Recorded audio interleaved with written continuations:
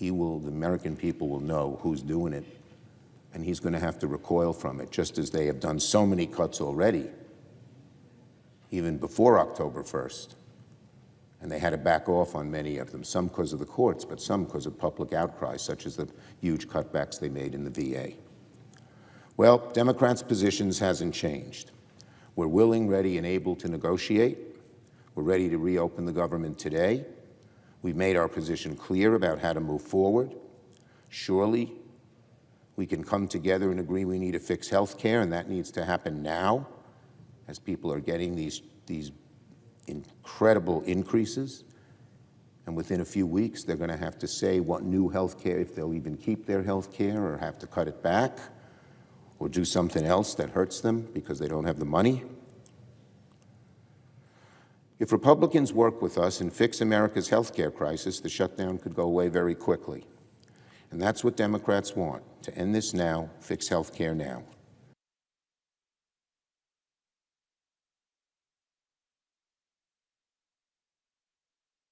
To take yes for an answer. Yield the floor.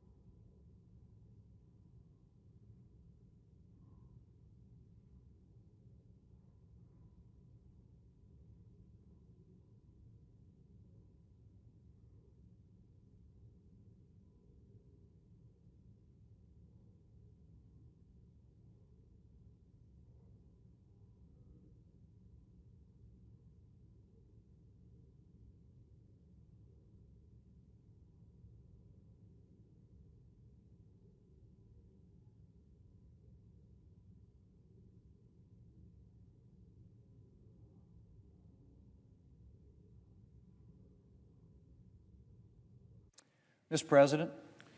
Republican leader. Thank you, Mr. President. Mr. President, here we are. Democrats have bowed to the far left and they've shut down the federal government. As of this morning, critical federal employees, including members of the military, Border Patrol agents, and air traffic controllers, are working without pay. And a number of government services are unavailable or at risk. Mr. President, Democrats are well aware of the damage of a government shutdown. We've heard it from them time and time again. But apparently, none of that matters to Democrats today.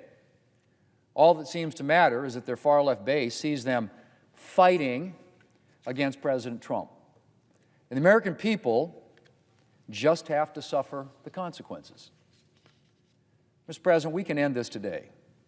There is a clean, nonpartisan, continuing resolution at the desk. It has no partisan policy writers, no new Republican policies. It just keeps the government running until November the 21st. The House passed it. The President is ready to sign it into law. And the only thing standing in the way is Senate Democrats. We're demanding $1.5 trillion in partisan spending to keep the government open for 7 weeks. That's right. They are demanding more than the defense budget in their resolution to keep the government open for 4 weeks. Mr. President, that's not how this works. We were in the situation 13 times, and Democrats had the majority under President Biden. And 13 times, Republicans provided more than enough votes to keep the government open. And that's what needs to happen here. We are just one Senate roll call vote away from ending this shutdown. We need a handful of Democrats to join Republicans to reopen the government. And once we do that, then we can talk about the issues that Democrats are raising. But we're not going to engage in bipartisan discussions while Democrats are holding the federal government hostage to their partisan demands.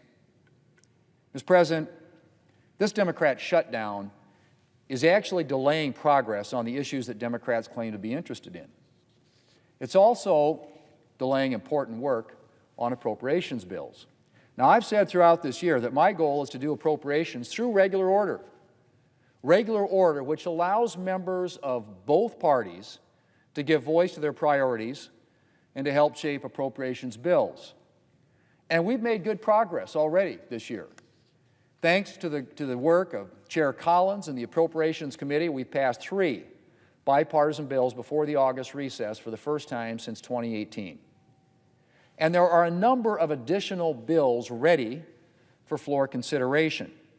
But that work is now delayed because we have to deal with the Democrat shutdown mess. Mr. President, how long this shutdown lasts depends entirely on Democrats. Republicans are united around a clean, nonpartisan funding extension. A few Democrats joined us last night and voted to keep the government open. They'll have another opportunity to vote today. And I hope more of our Democrat colleagues will agree to end this shutdown. Real people are suffering right now because of Democrats' temper tantrum. And it needs to stop. Mr. President, I want to close with this. In 2019, in the midst of another shutdown, the Democrat leader urged reopening the government before negotiating on the one point of disagreement. He said then, and I quote, "Why must we hold millions of Americans who depend on the services of these agencies that are closed, hundreds of thousands of workers who get paid by these agencies, why must we hold them hostage? Why must a temper tantrum determine how we vote and what happens in this government? Everyone can shut down the government on anything, any leader, any president. It is not the way to do things." End quote. Well, Mr. President, I hope that the Democrat leader will heed his own words. Democrats need to reopen the government, and we need to get back to work for the American people. Mr. President, I yield the floor, and I suggest the absence of a quorum. Clerk will call the roll. Ms. Alston-Brooks.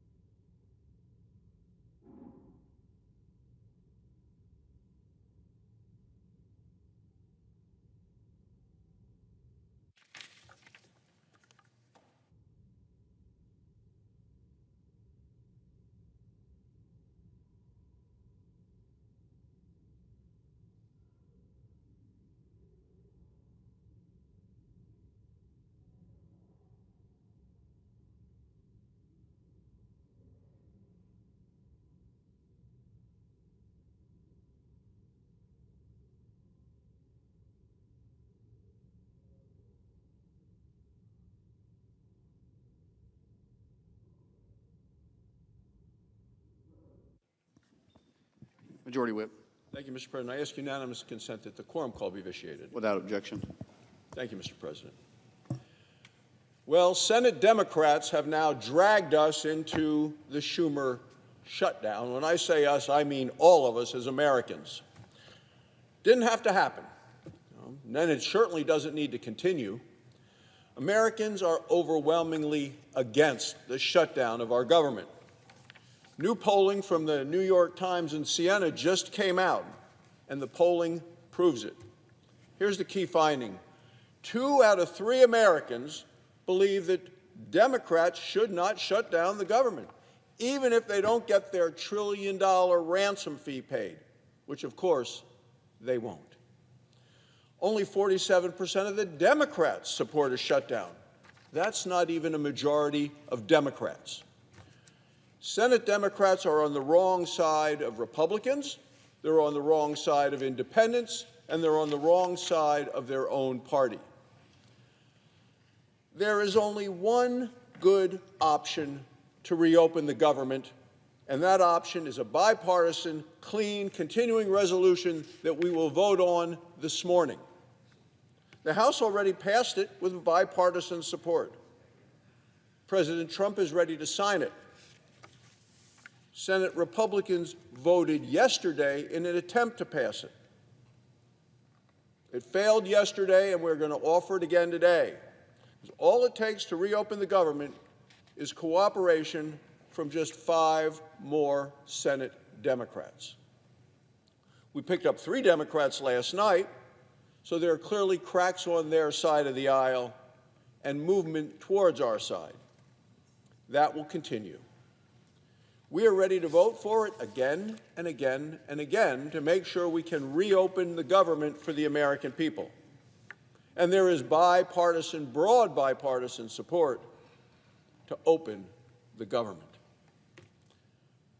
That's what the New York Times revealed, and that's what the vote revealed last evening. 5 more Democrats join us today. The shutdown is over. Because remember, it takes 60 votes in the Senate to get something like this passed and accomplished. And all we're asking is to reopen the government for the next 7 weeks. Democrats supported these same funding levels before. Now they claim the levels aren't good enough. Democrats are now demanding $1.5 trillion in new spending for just reopening the government for 4 short weeks. That's $48 billion of new spending each and every day of the 4 weeks in the Democrats' proposal. This is a direct attack on hardworking American taxpayers who voted against wasteful Washington spending in the elections in November. Think back to previous continuing resolutions just like this one. You can think back to 13 of them during the time Joe Biden was in office at the White House. 13 of these passed. The minimum number of votes was 65. We voted to keep the government open, bipartisan. When Joe Biden and Barack Obama were president, Democrats said shutdowns were dangerous, destructive, and desperate. That's the word of the Democrats. Dangerous, destructive, desperate. Listen to those words.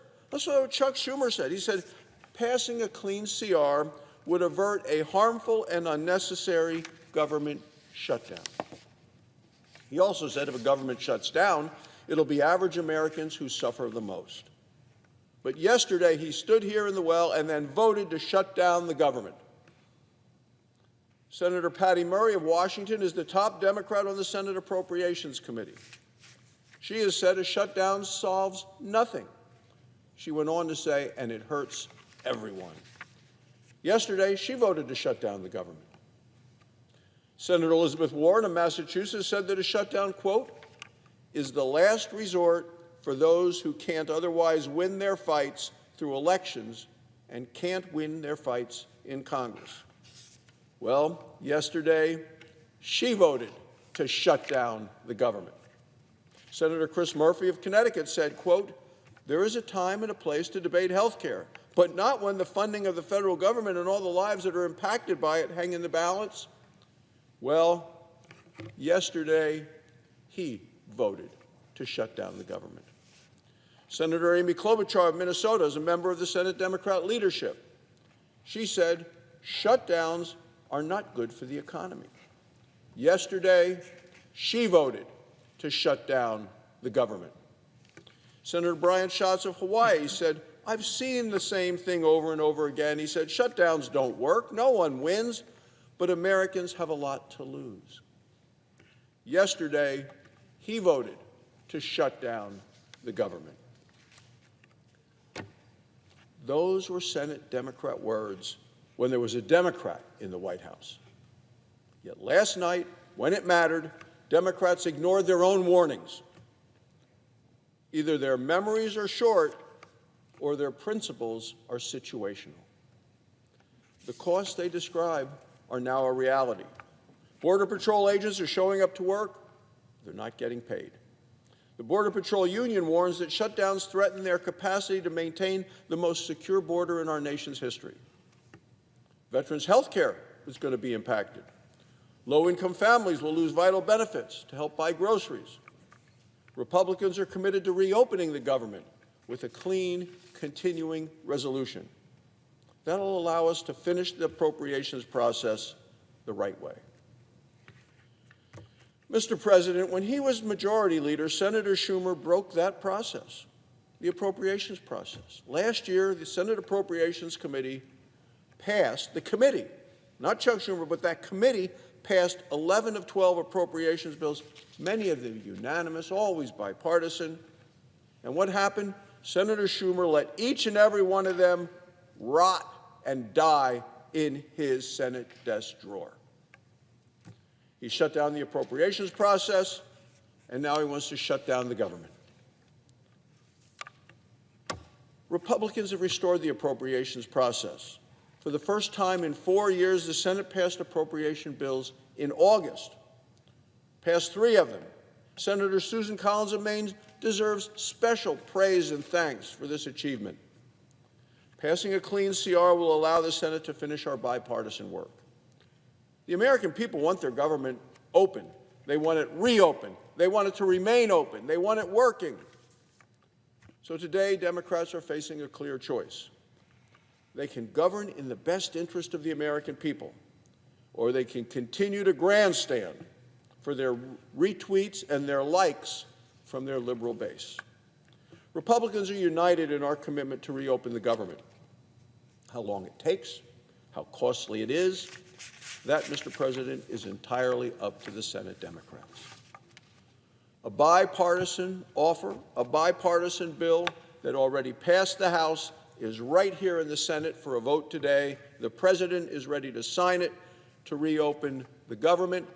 It is time to pass the bill today and end this Schumer shutdown. Thank you, Mr. President. I yield the floor.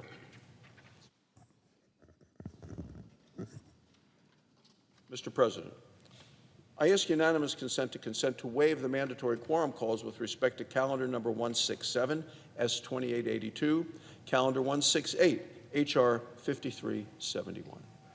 Without objection. I yield the floor.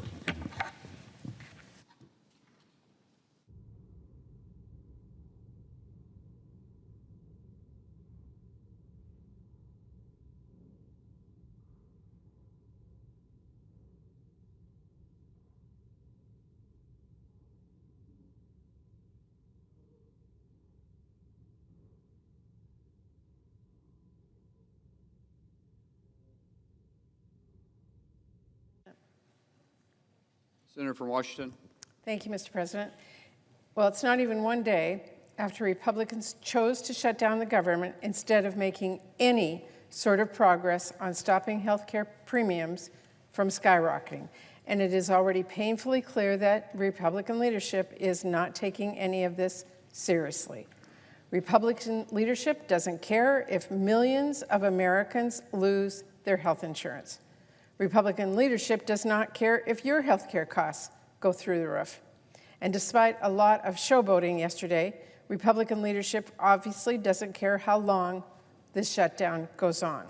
Just consider, if Republican leadership and President Trump actually cared about reopening the government, Trump would not be tweeting AI deepfakes and mariachi music, or bragging about how he can't wait to use a shutdown as an excuse to inflict more pain on the American people. If they actually cared about reopening the government, Russ Vought wouldn't be saying he'll fire everyone he can, no matter if firing them is necessary or not, and no matter how harmful it is or not. If they actually cared about reopening the government, Republican leaders would not be pressing ahead with the same failed bill as yesterday and refusing to finally work with Democrats to finalize a solution. If Republican leadership actually cared about reopening the government, House Republicans would actually be here. Let me say that again. House Republicans are not even here. Are we supposed to believe they are taking this seriously? I guess not. And if Republican leadership actually cared about reopening the government, they would be talking with us about how the actual issues we want to address, how to stop skyrocketing health prices, hospital closures, millions of patients from losing their health insurance. Instead, they are screaming illegal immigration and telling bold-faced lies about Democrats' proposal to try and talk about anything but health care.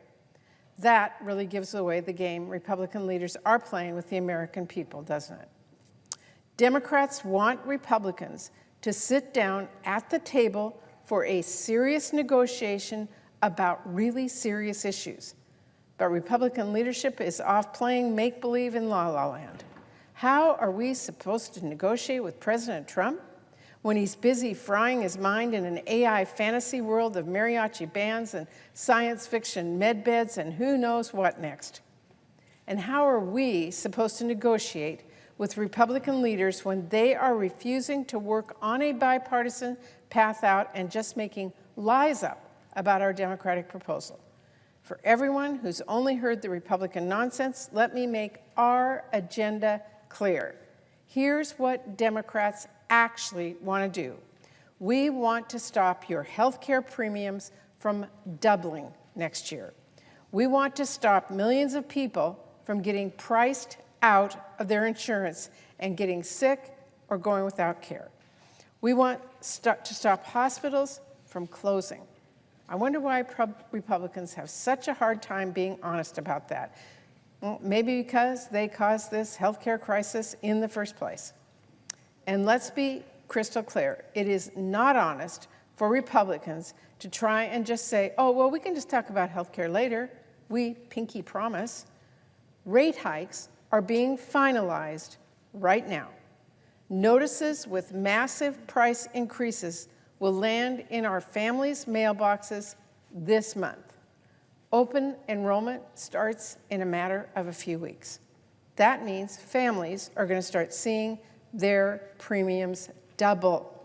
People are going to get priced out of coverage, that is, unless we act now. There is no waiting, we have been waiting. There is no later, that is too late. Our Republicans say they will not talk about solutions until the damage is done. Are they saying they want to lock in the high health care rates first? You know, the best time to put out a fire is before it burns down the house.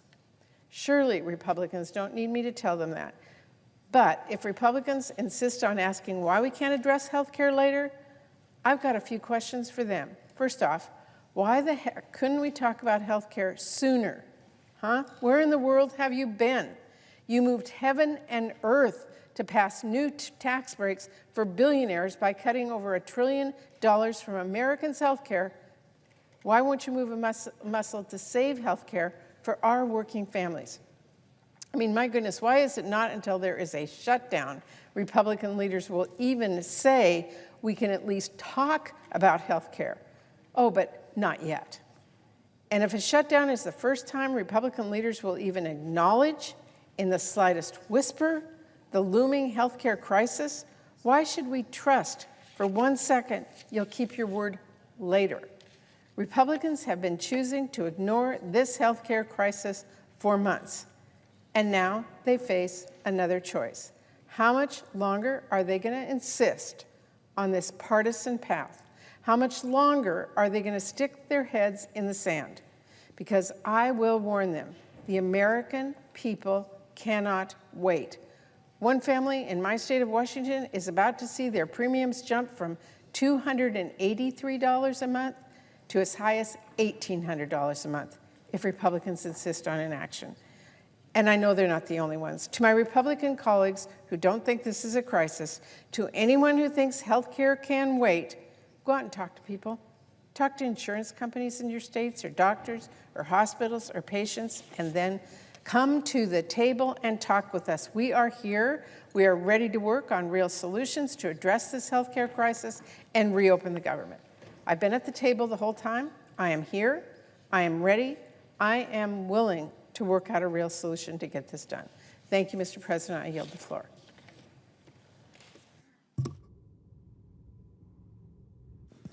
The clerk will report the motion to invoke cloture. Cloture motion. We, the undersigned senators, in accordance with the provisions of Rule 22 of the Standing Rules of the Senate, do hereby move to bring to a close the debate on the motion to proceed to calendar number 167 S2882, a bill making continuing appropriations for the fiscal year ending September 30th, 2026, and for other purposes, signed by 17 senators.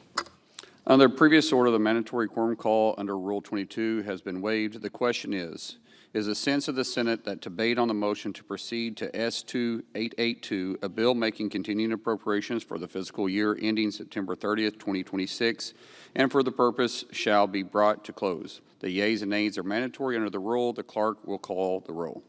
Ms. Alsobrooks, Ms. Baldwin, Mr. Banks, Mr. Barrasso, Mr. Bennett, Mrs. Blackburn, Mr. Blumenthal, Ms. Blunt-Rochester, Mr. Booker, Mr. Bozeman, Mrs. Britt, Mr. Budd, Ms. Cantwell, Mrs. Capito.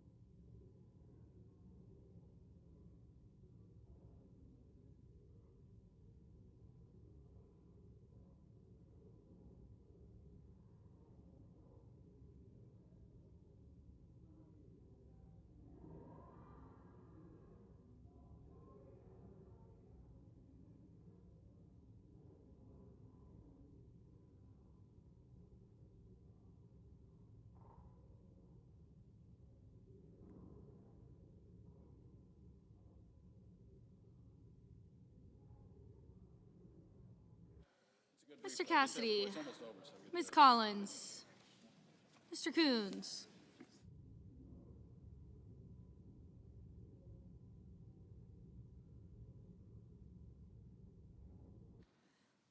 Mr. Cornyn, Ms. Cortez Masto, Mr. Cotton, Mr. Kramer, Mr. Crapo, Mr. Cruz, Mr. Curtis, Mr. Daines, Ms. Duckworth, Mr. Durbin, Ms. Ernst, Mr. Fetterman, Mrs. Fisher, Mr. Gallego, Mrs. Gillibrand, Mr. Graham, Mr. Grassley, Mr. Haggerty, Ms. Hassan, Mr. Hawley, Mr. Heinrich, Mr. Hickenlooper, Ms. Hirono, Mr. Hoven, Mr. Husted, Mrs. Hyde-Smith, Mr. Johnson, Mr. Justice.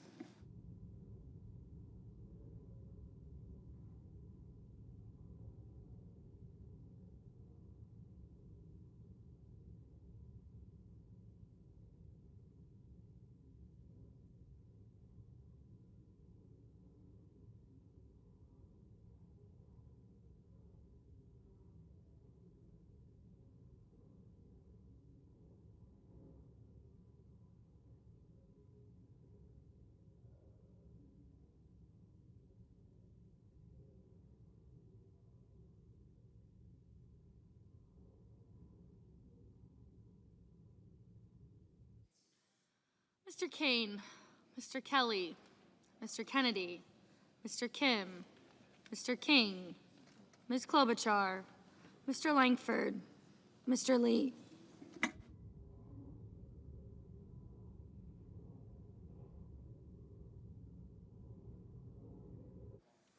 Mr. Lujan, Ms. Lummis.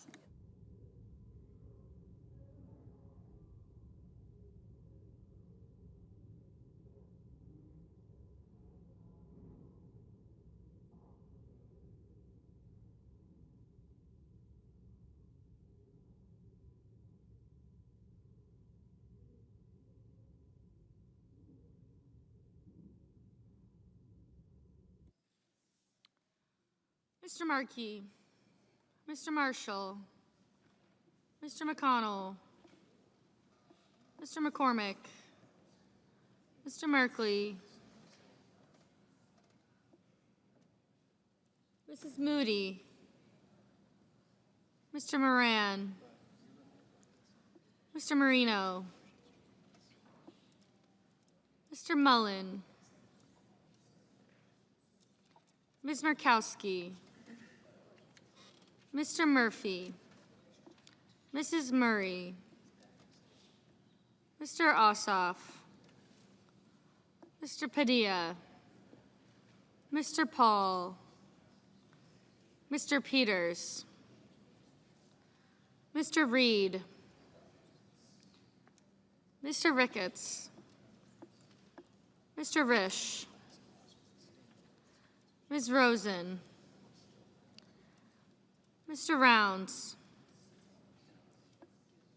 Mr. Sanders, Mr. Schatz, Mr. Schiff, Mr. Schmidt, Mr. Schumer,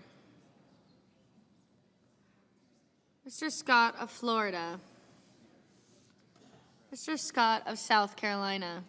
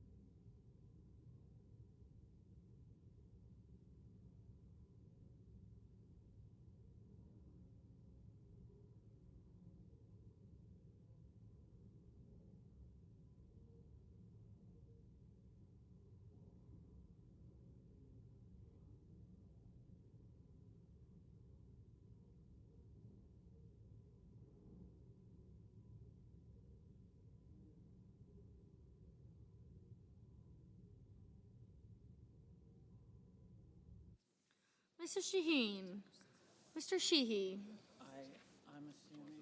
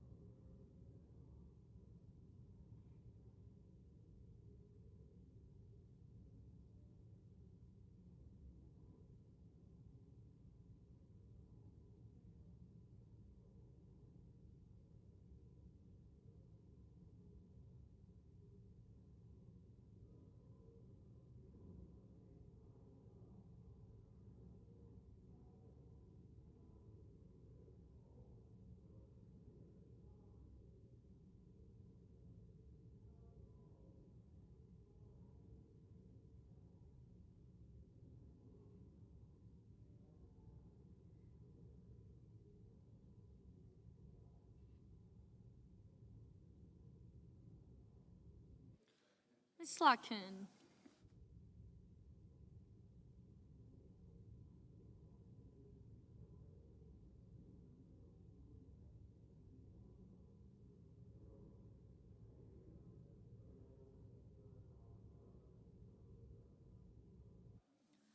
Ms. Smith. Mr. Sullivan. Mr. Thune.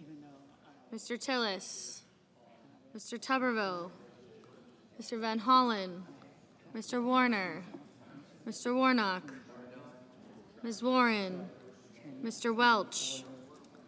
Mr. Whitehouse. Mr. Wicker. Mr. Wyden. Mr. Young.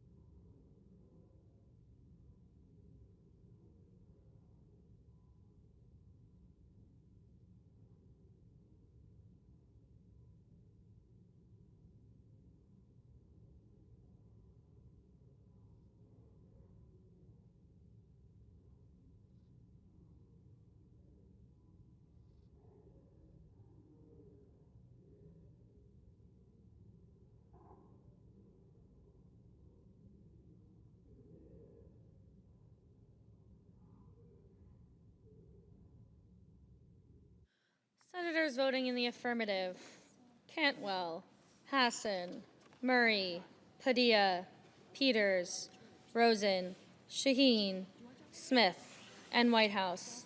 Senators voting in the negative: Barrasso, Bozeman, Capito, Cornyn, Cotton, Fisher, Graham, Haggerty, Heidsmith, Kennedy, Lemus, Marino, Mullen, Murkowski, Paul, Scott of Florida, Sheehy, and Tuberville. Mr. Schmidt. Mr. Schmidt, no.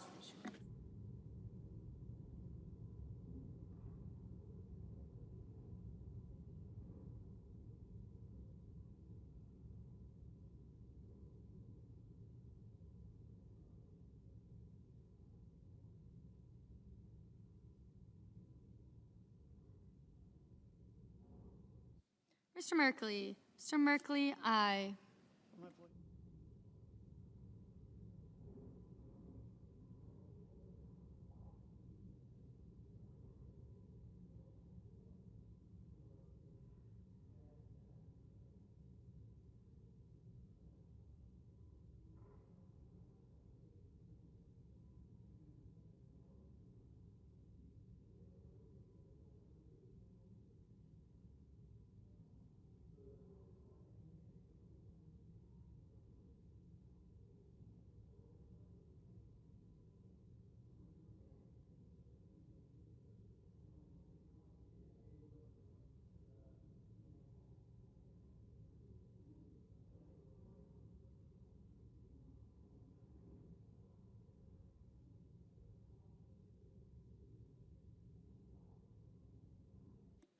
Mr. Sanders. Mr. Sanders, aye.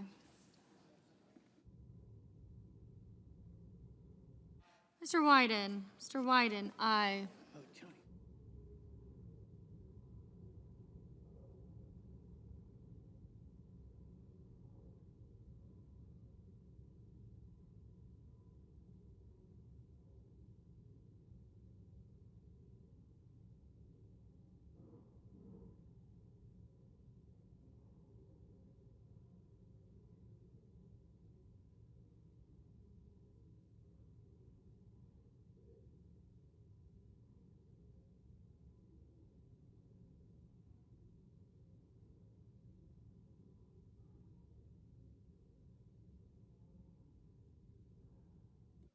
Mr. Langford. Mr. Langford, no.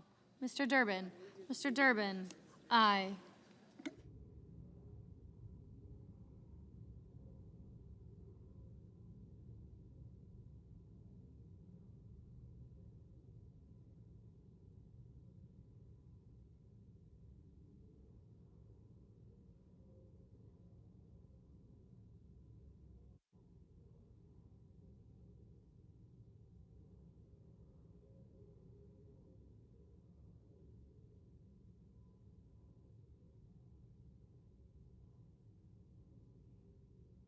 Mr. McCormick. Mr. McCormick, no.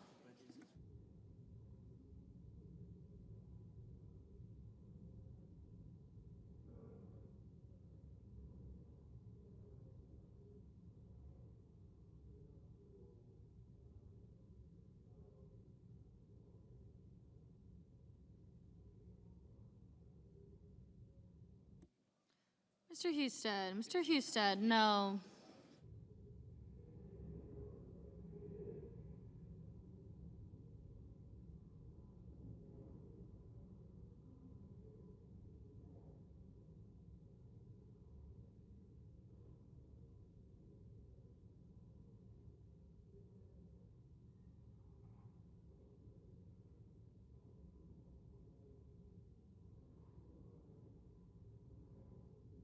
Mr. Ricketts. Mr. Ricketts, no.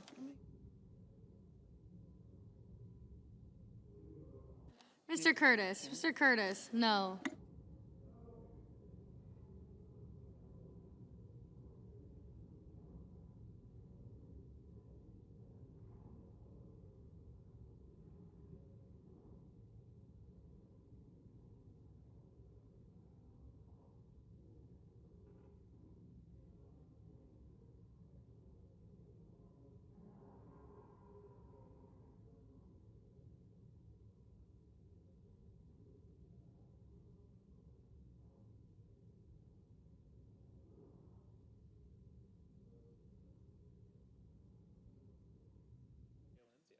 Ms. Baldwin. Ms. Baldwin, aye.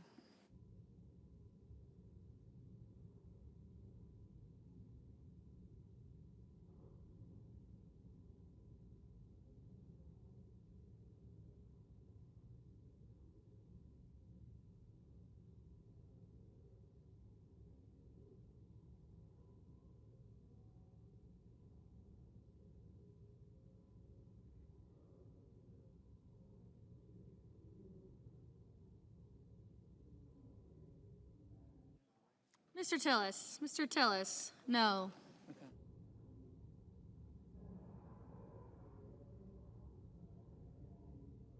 Mr. Heinrich. Mr. Heinrich, aye.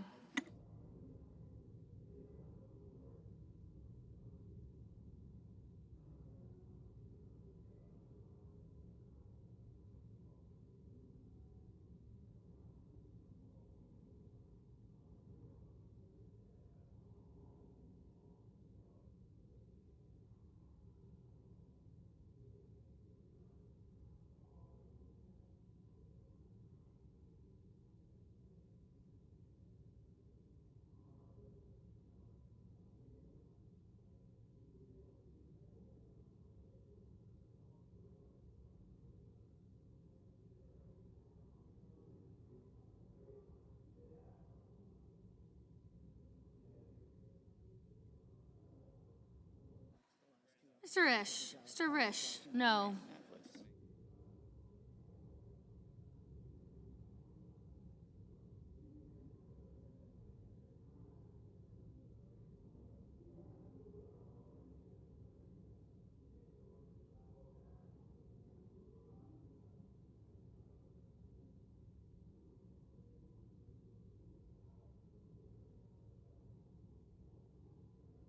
Mr. Kelly. Mr. Kelly, aye.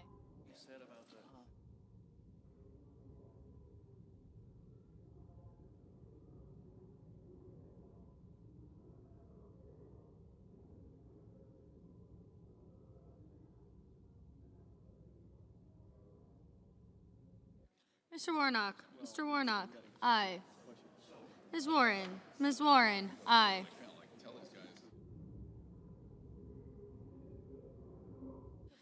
Mr. Wicker. Mr. Wicker. No.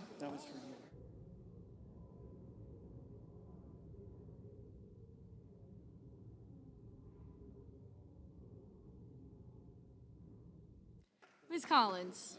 Ms. Collins. No. Ms. Blunt Rochester. Ms. Blunt Rochester. Aye.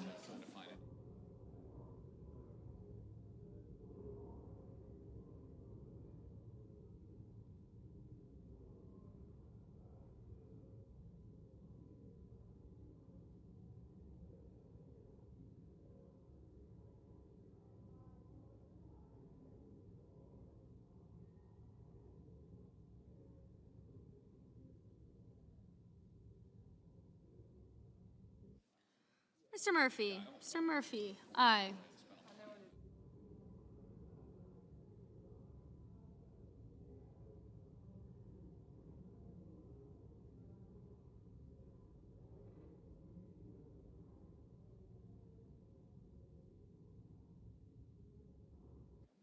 Mr. Reed. Mr. Reed. Aye. Mr. Grassley. Mr. Grassley. No.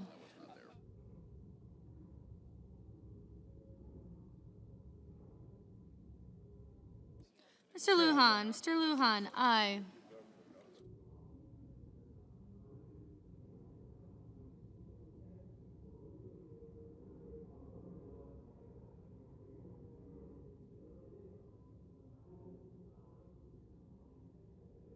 Mr. Gallego. Mr. Gallego. Aye.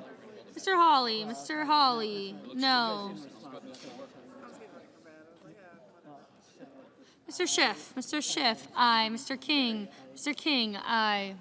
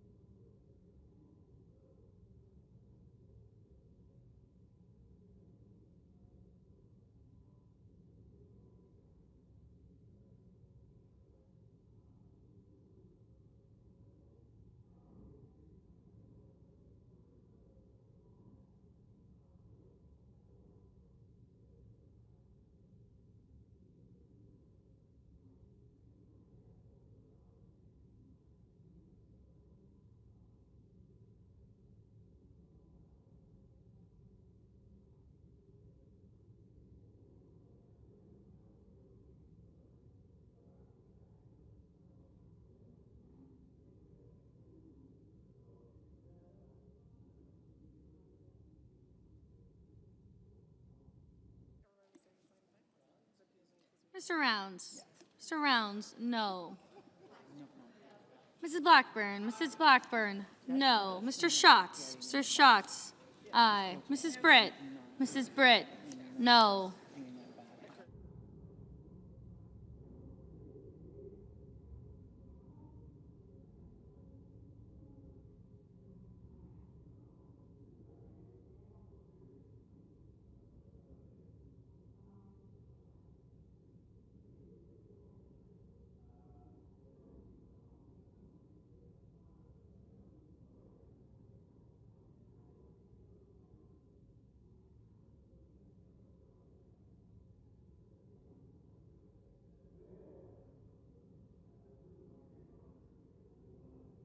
Mr. Kane. Mr. Kane. Aye.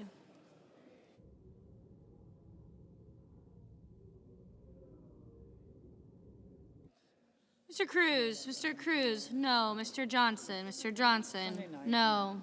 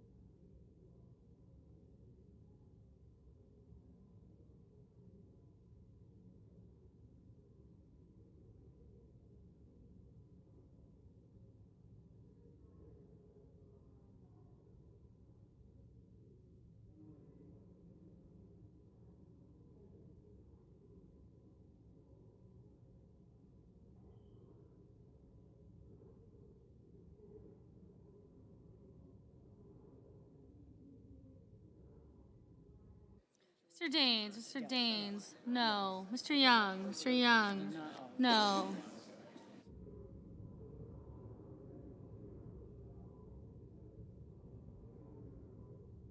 Mr. Banks, no. Mr. Marshall, no.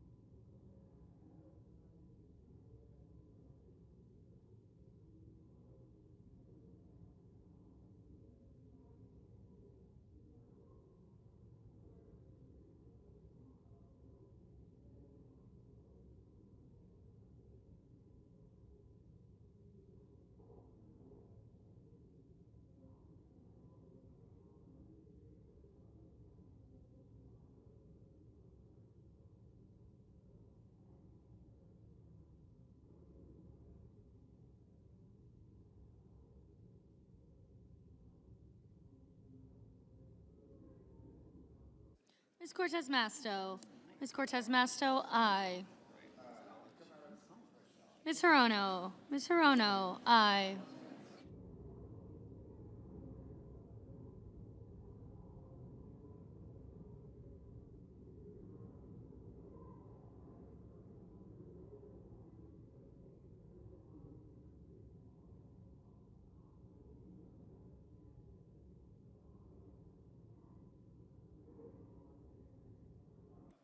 Mr. Crapo, no. Mrs. Moody, no.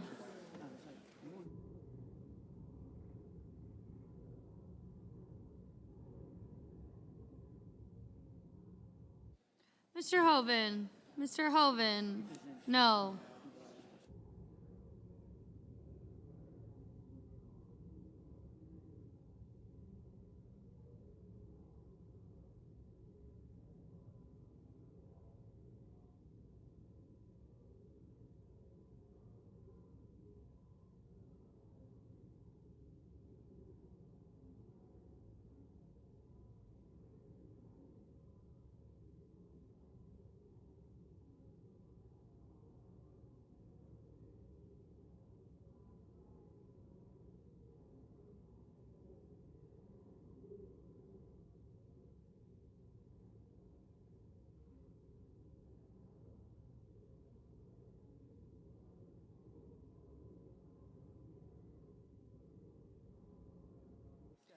Mr. Kim, aye.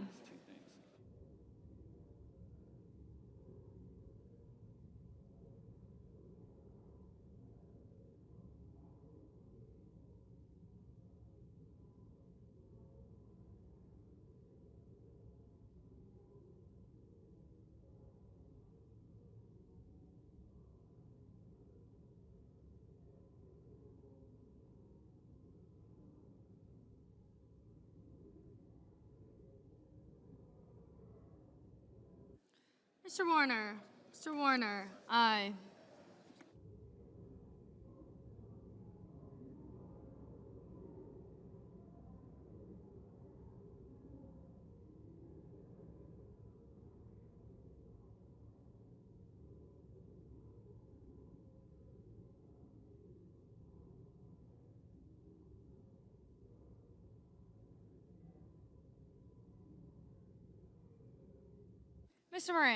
Mr. Moran, no.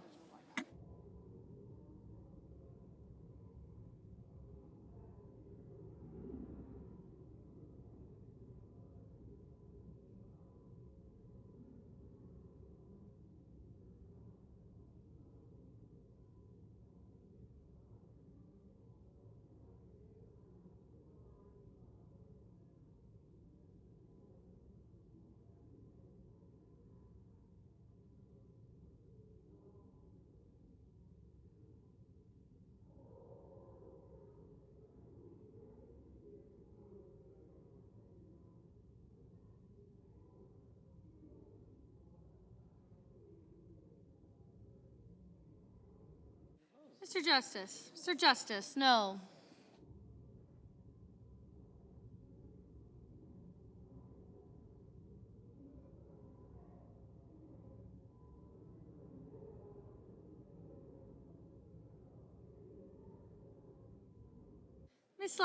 Ms. Slotkin, aye.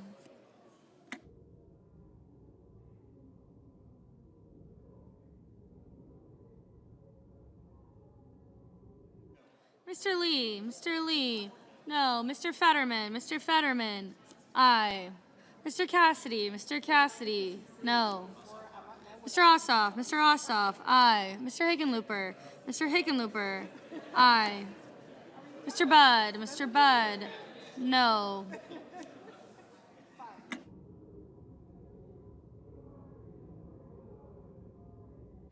Mr.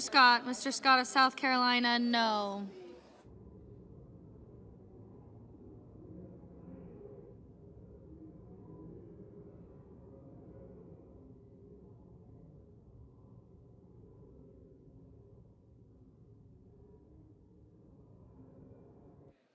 Mr. Van Hollen, aye.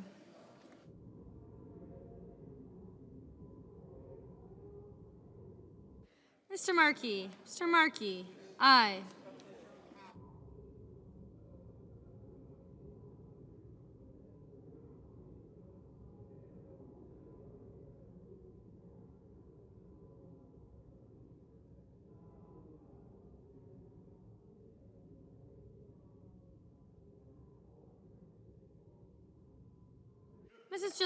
Mrs. Gillibrand, aye.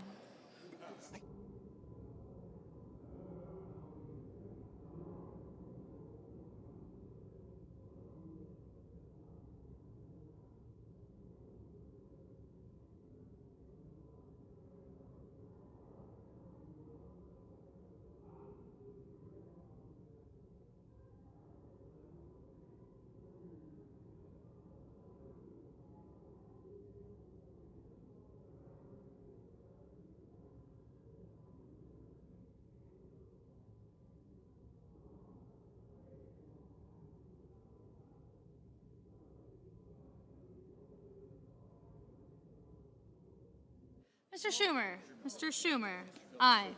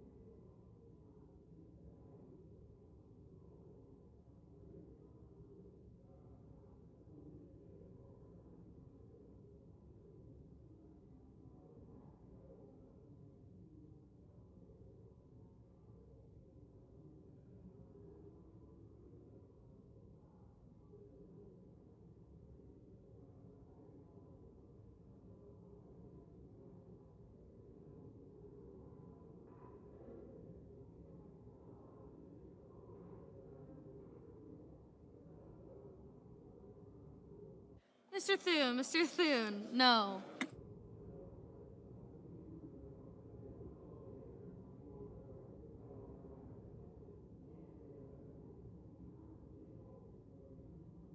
Ms. Alsobrooks, aye. Mr. Blumenthal, aye. Mr. Sullivan, no.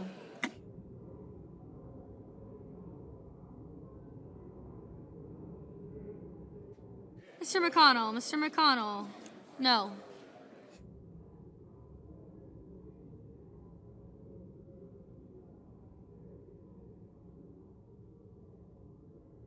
Mr. Booker, aye. Mr. Coons, aye. Ms. Klobuchar, aye.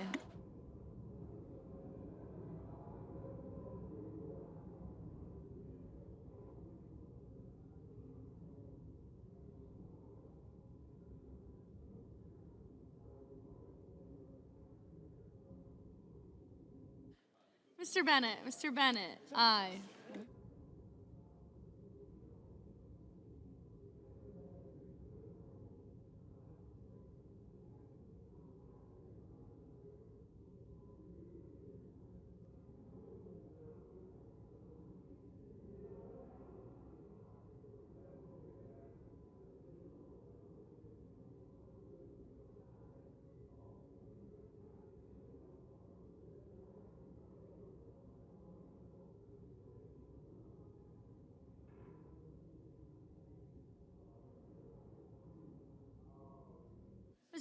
Ms. Duckworth, aye.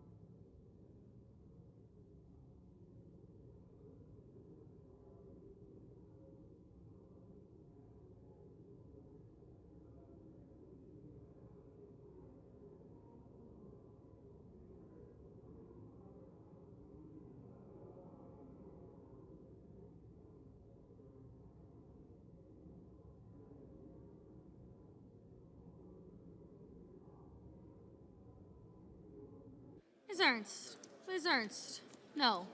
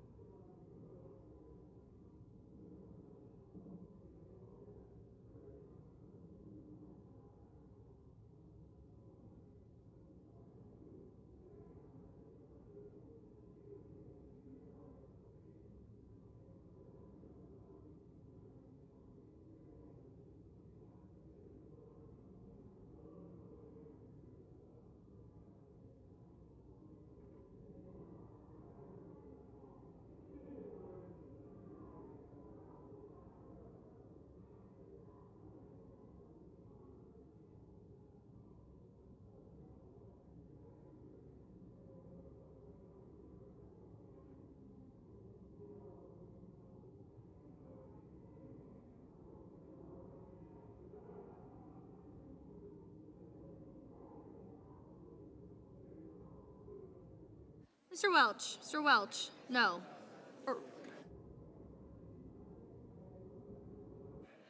Mr. Welch, aye. Looking out for you. Looking out.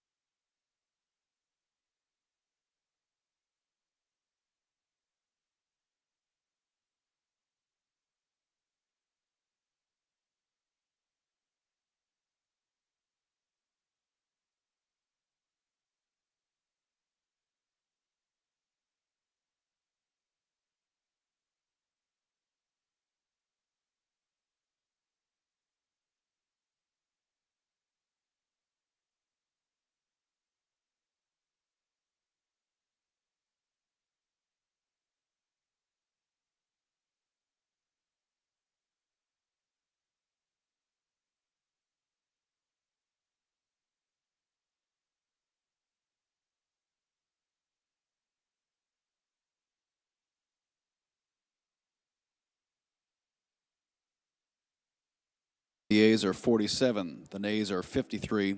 3/5 of the senators duly chosen and sworn not having voted in the affirmative. The motion is not agreed to. Majority Leader. Mr. President, I ask unanimous consent to be in order for the two leaders to enter motions to reconsider without being on the prevailing side with respect to the cloture votes on the motion to proceed to S 2882 and HR 5371. Further, that mandatory quorum calls with respect to the cow nomination and S Res 412 be waived. Is there objection? Without objection. Minority Leader. I enter a motion to reconsider the vote on the motion to invoke cloture on the motion to proceed to S 2882. The motion is entered. Their clerk will report the motion to invoke cloture. Cloture motion. We, the undersigned senators, in accordance with the provisions of Rule 22, the standing rules of the Senate, do hereby move to bring to a close debate on the motion to proceed to calendar number 168, HR 5371, an act making continuing appropriations and extensions for the fiscal year 2026 and for other purposes, signed by 17 senators.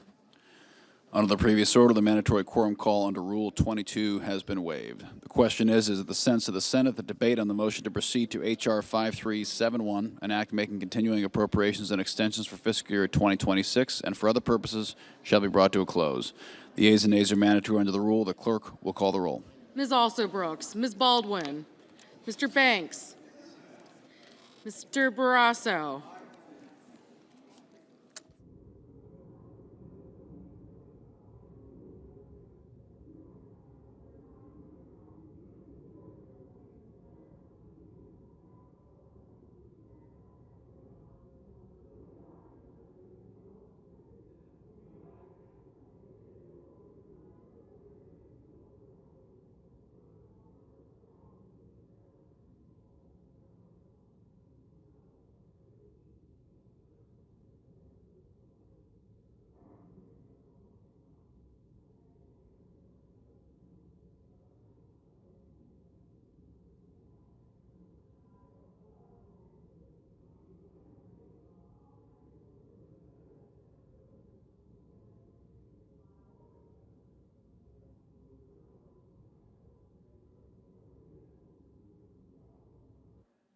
Mr. Bennett, Mrs. Blackburn, Mr. Blumenthal, Ms. Blunt-Rochester, Mr. Booker, Mr. Bozeman, Mrs. Britt, Mr. Budd, Ms. Cantwell,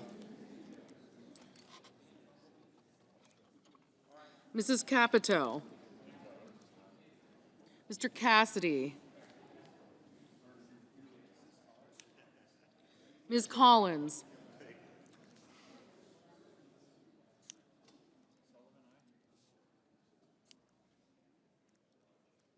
Mr. Coons, Mr. Cornyn, Ms. Cortez Masto, Mr. Cotton,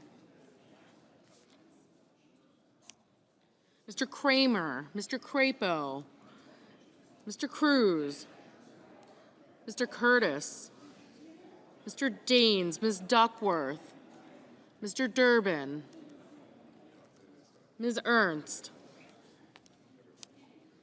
Mr. Fetterman, Mrs. Fisher, Mr. Gallego, Mrs. Gillibrand, Mr. Graham, Mr. Grassley, Mr. Haggerty, Ms. Hassan, Mr. Hawley, Mr. Heinrich, Mr. Hickenlooper, Ms. Hirono, Mr. Hoven,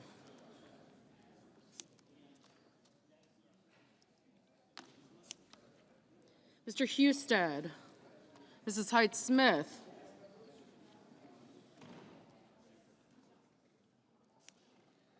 Mr. Johnson, Mr. Justice, Mr. Kane, Mr. Kelly, Mr. Kennedy, Mr. Kim, Mr. King, Ms. Klobuchar, Mr. Langford, Mr. Lee, Mr. Lujan, Ms. Lummis, Mr. Markey, Mr. Marshall, Mr. McConnell, Mr. McCormick, Mr. Merkley, Mrs. Moody, Mr. Moran, Mr. Marino,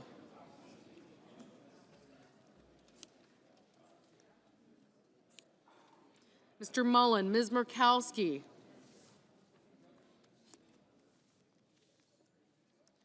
Mr. Murphy, Mrs. Murray, Mr. Ossoff,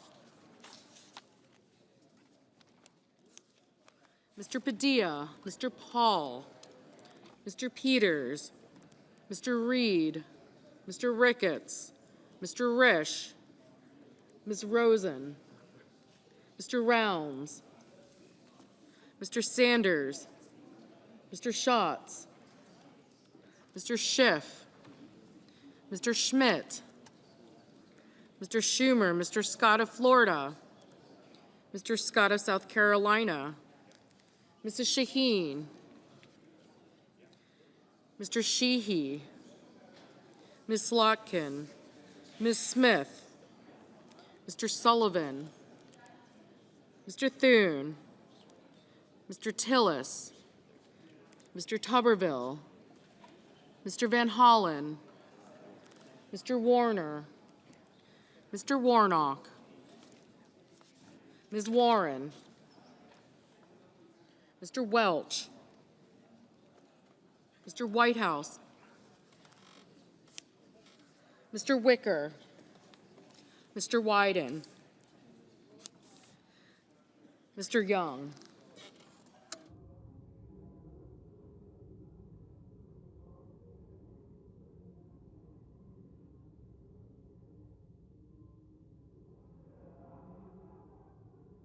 Senators voting in the affirmative: Barrasso, Britt, Budd, Cornyn, Cortez Masto, Cotton, Kramer, Daines, Ernst, Fetterman, Graham, Grassley, Johnson, Justice, Kennedy, King, Langford, Marshall, McConnell, Moody, Marino, Mullen, Scott of South Carolina, and Sullivan.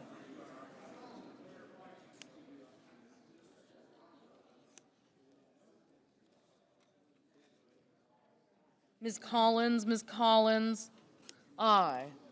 Senators voting in the negative: Mr. Moran, aye. Senators voting in the negative: Blumenthal, Blunt Rochester, Coons, Heinrich, Hickenlooper, Kane, Kim, Merkley, Murray, Ossoff, Padilla, Reed, Sanders, Schumer, Slotkin, Warnock, and Welch.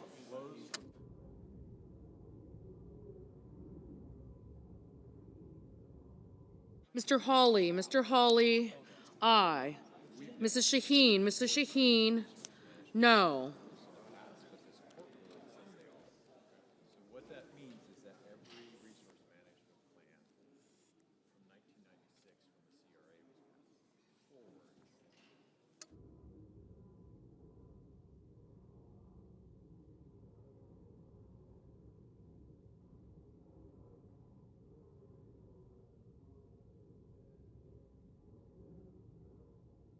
Ms.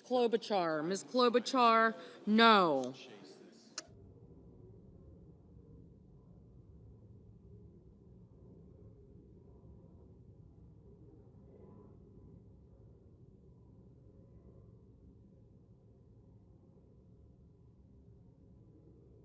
Ms. Murkowski, aye.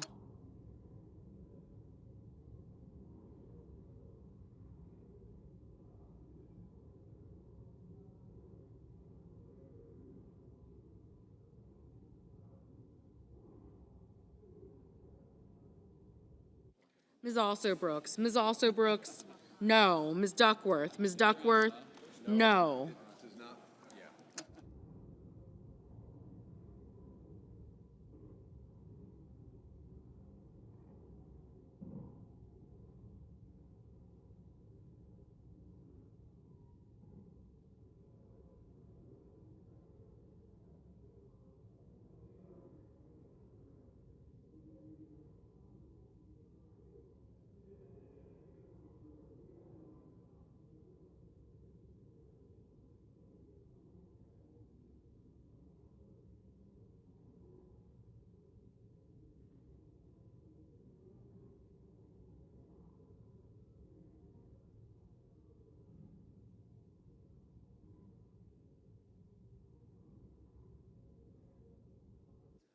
Mr. Markey, no. Mr. Thune, aye.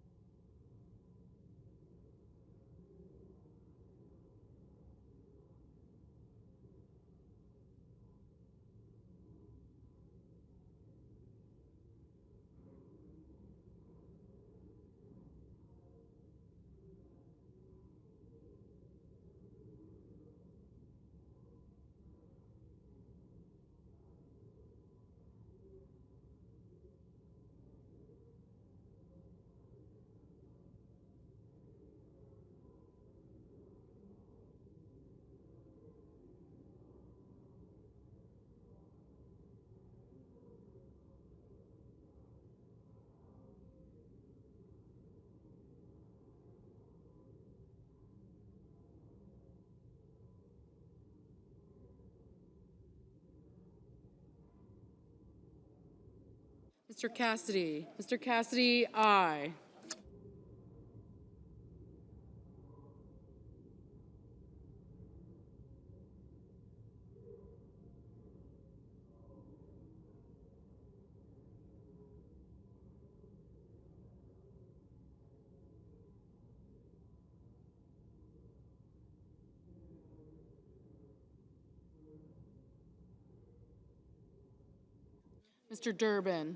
Mr. Durbin, no.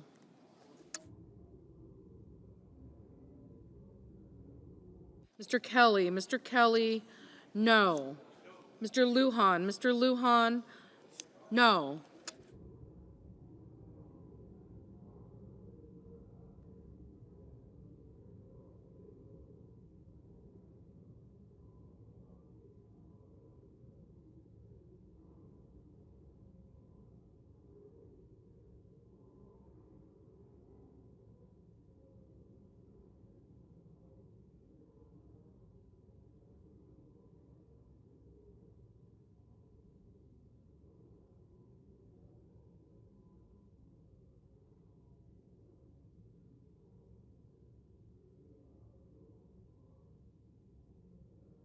Ms.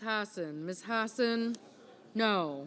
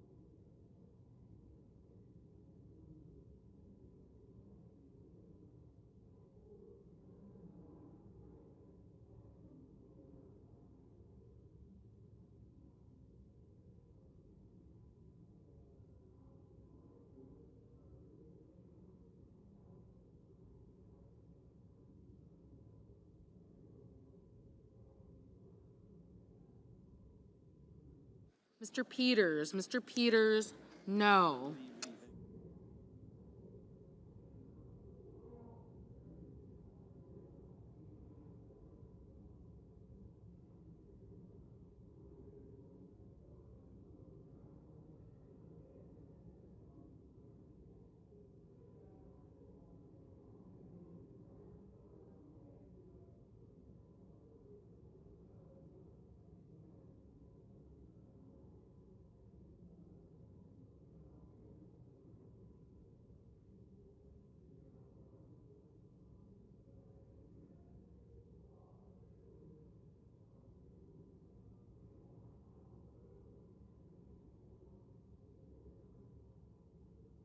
Ms. Cantwell, no.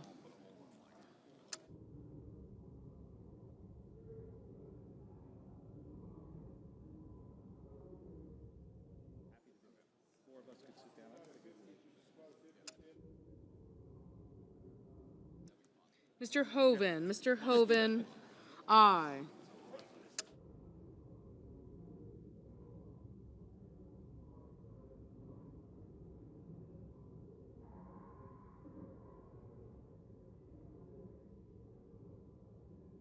Mr. Ricketts. Mr. Ricketts, aye.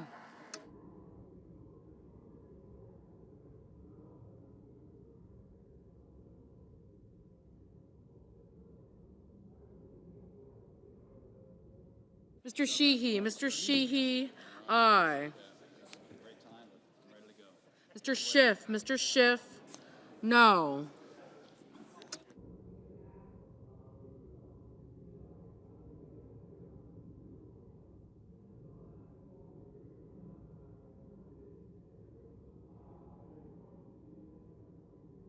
Mr. Lee. Mr. Lee, aye.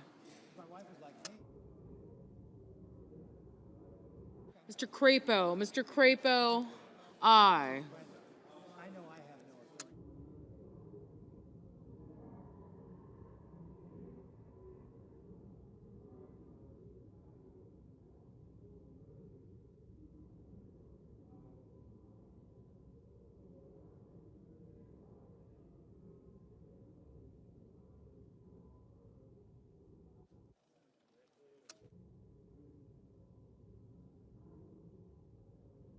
Mr. Bennett. Mr. Bennett, no.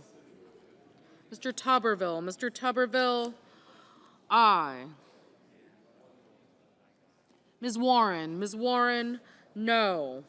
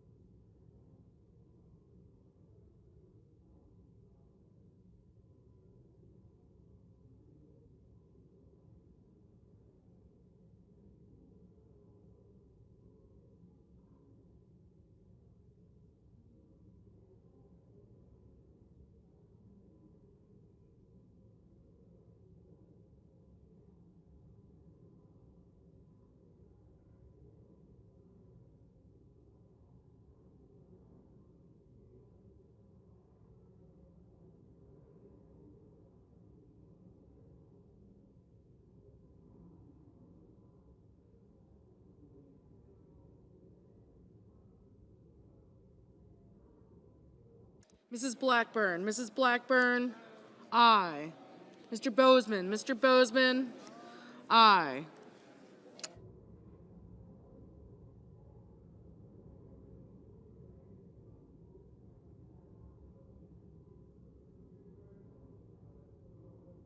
Mr. Rounds. Mr. Rounds, aye.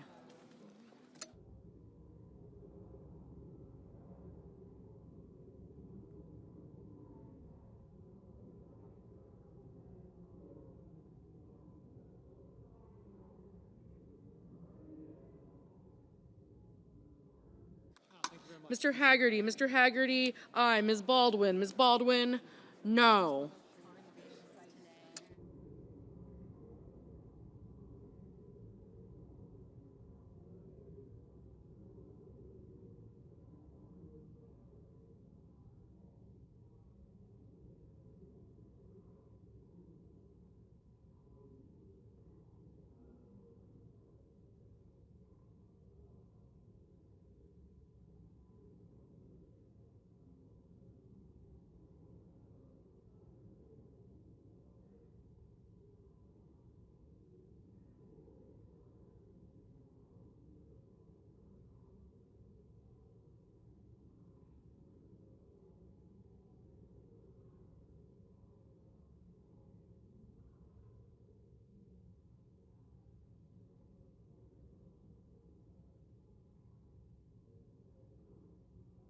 Mr. Schatz. Mr. Schatz, no.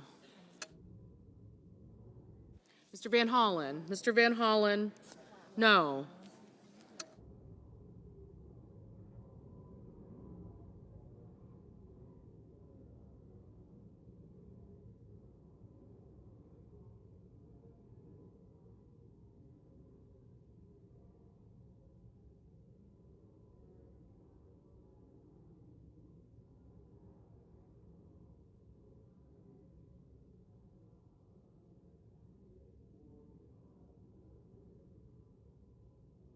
Ms. Rosen. Ms. Rosen, no.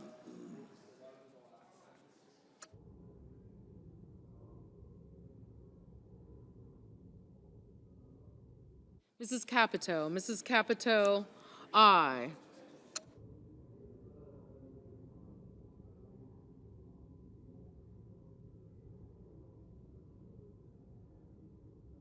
Mr. Husted. Mr. Husted, aye.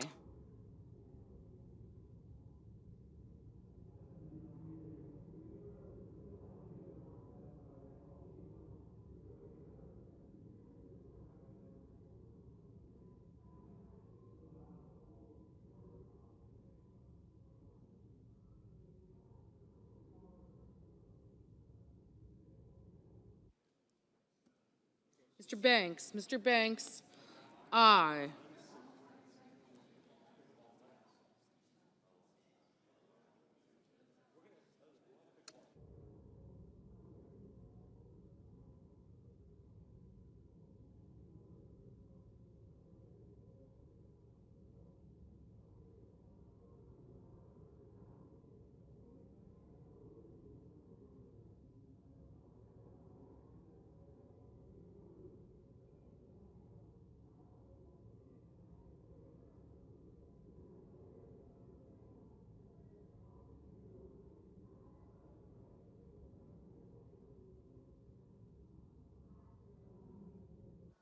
Mr. Wyden. Mr. Wyden, no.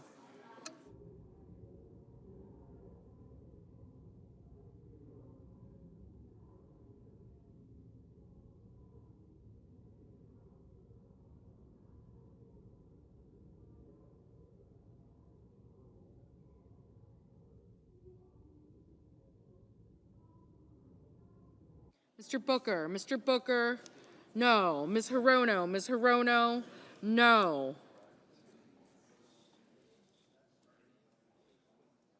Mr. McCormick. Mr. McCormick, aye. Mr. Curtis. Mr. Curtis, aye.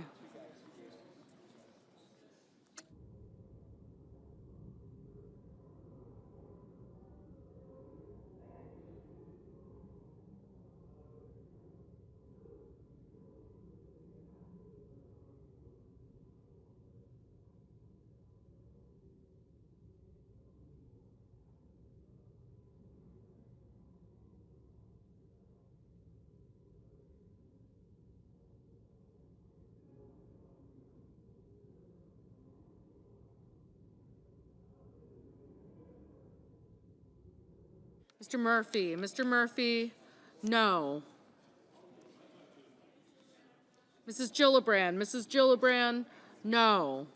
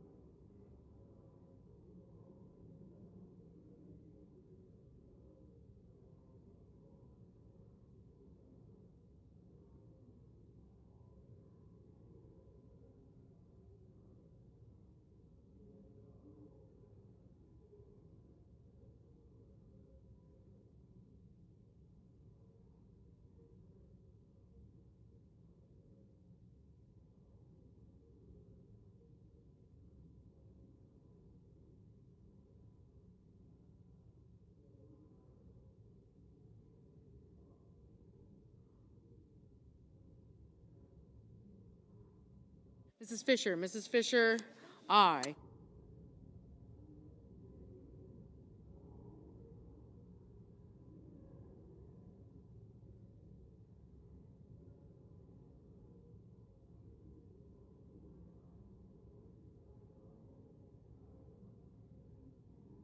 Ms. Smith? Ms. Smith? No. Mr. Schmidt? Mr. Schmidt? Aye.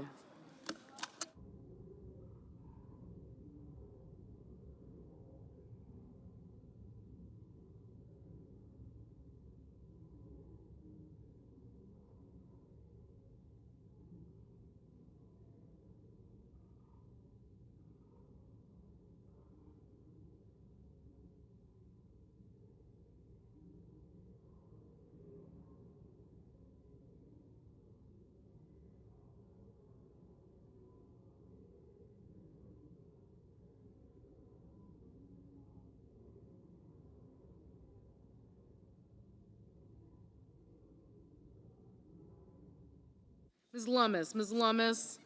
Aye. Mr. Tillis? Mr. Tillis? Aye.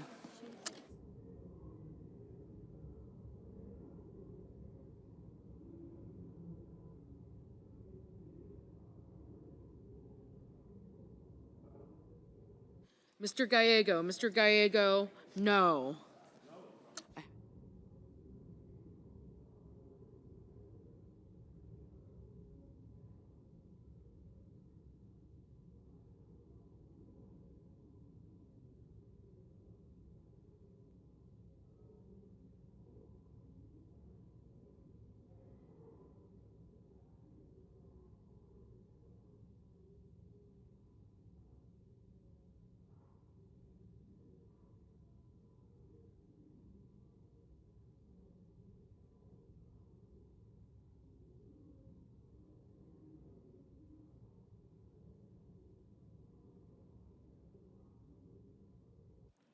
Mr. Scott? Mr. Scott of Florida?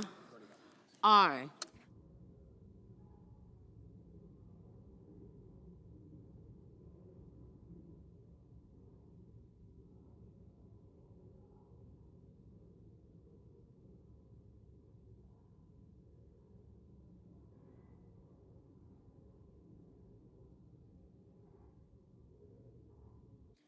Mr. Whitehouse? Mr. Whitehouse? No.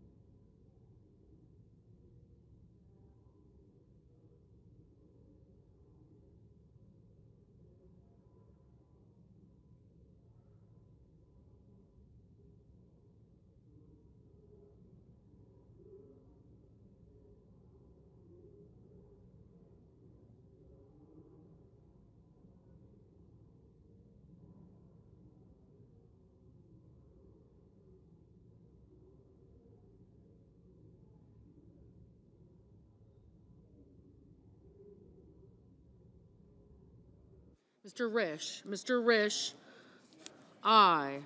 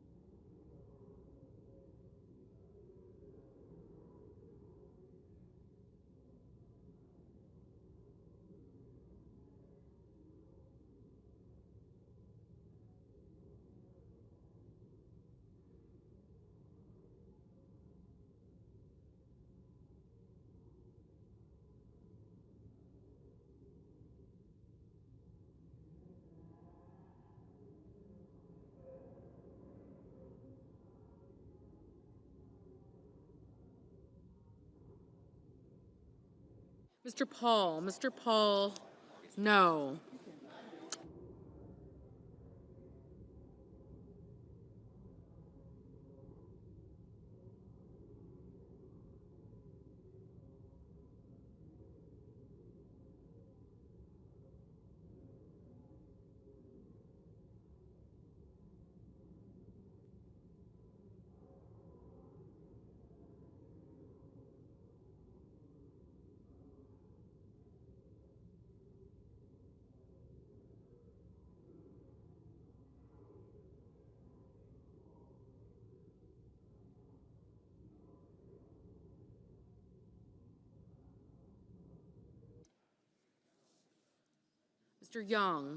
Mr. Young, aye. Mr. Warner, no.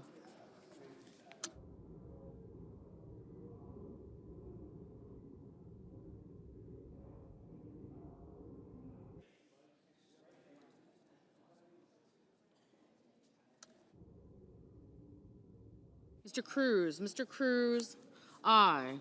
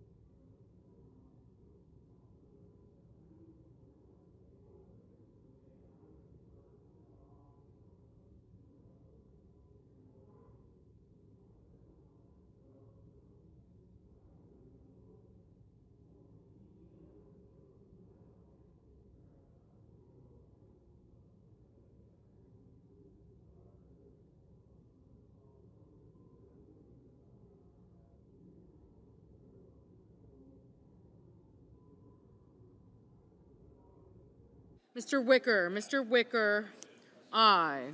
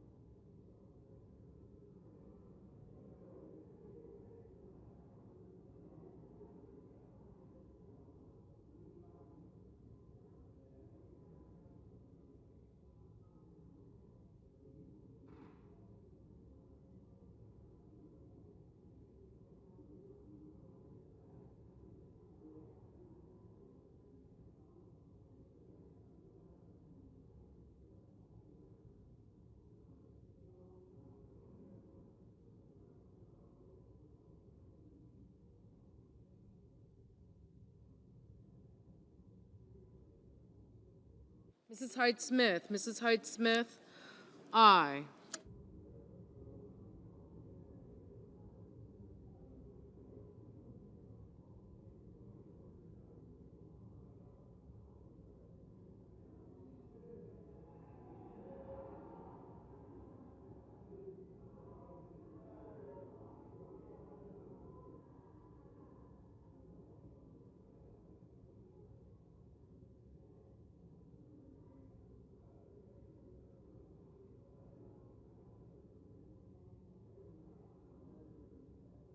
Hello, Lindsay. How are you?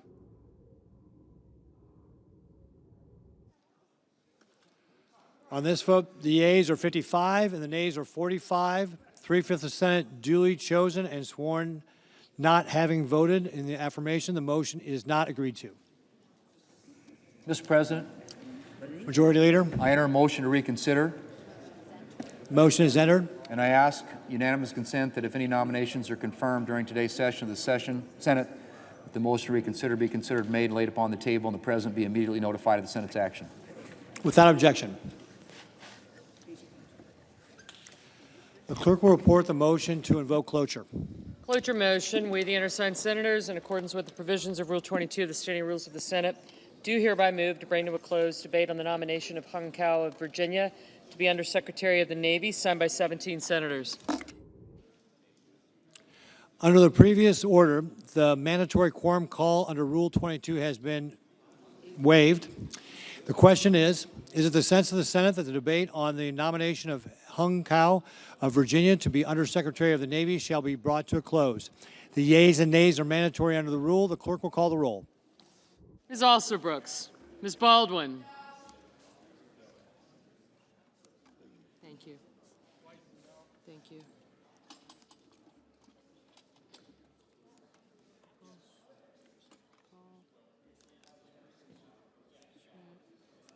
I got you. I got you. Mr. Banks. I got you.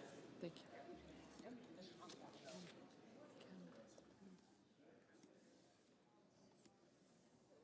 Mr. Barrasso.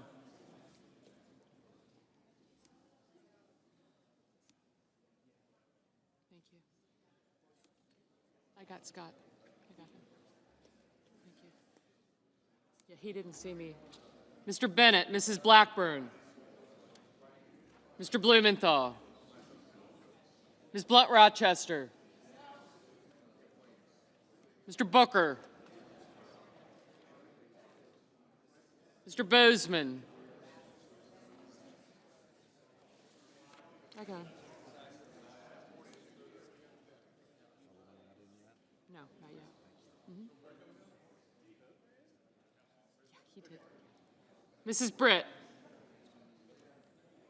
Mr. Budd.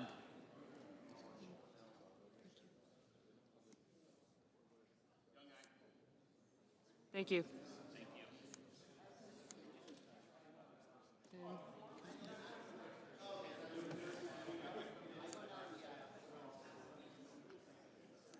Thank you. Okay.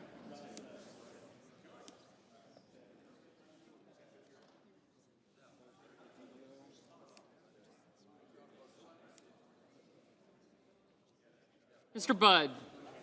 Ms. Cantwell. Mrs. Capito. Okay. Mr. Cassidy. Thanks. Ms. Collins. Mr. Coons.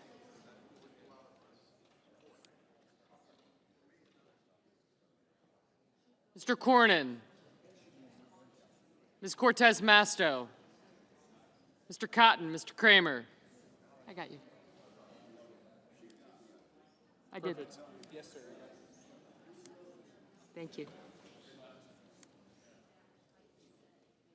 Thank you. Mr. Crapo, Mr. Cruz, Mr. Curtis. Thank you. Mr. Daines. Ms. Duckworth. Mr. Durbin. Ms. Ernst.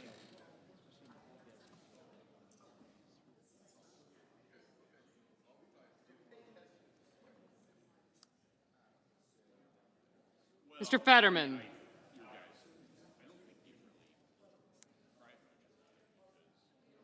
Mrs. Fisher. Mr. Gallego, Mrs. Gillibrand. Mr. Graham, Mr. Grassley, Mr. Haggerty. Ms. Hassan.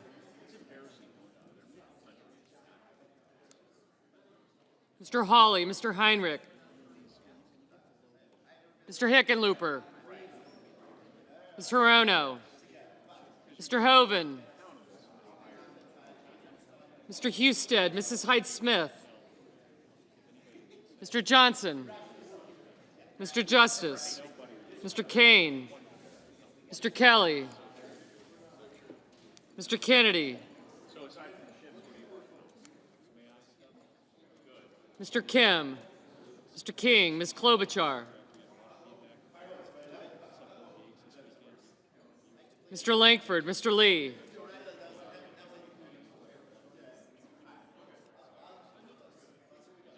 Mr. Lujan. Ms. Lemus.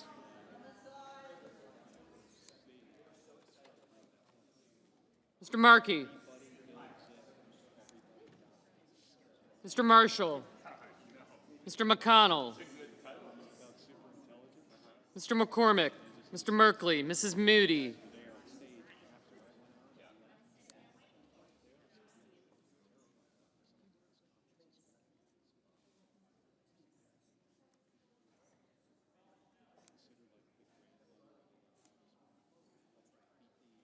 Mr. Moran. Mr. Marino.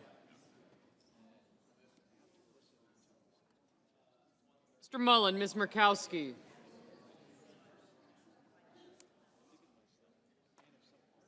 Mr. Murphy. Mrs. Murray. Mr. Ossoff. Mr. Padilla. Mr. Paul. Mr. Peters. Mr. Reed. Mr. Ricketts.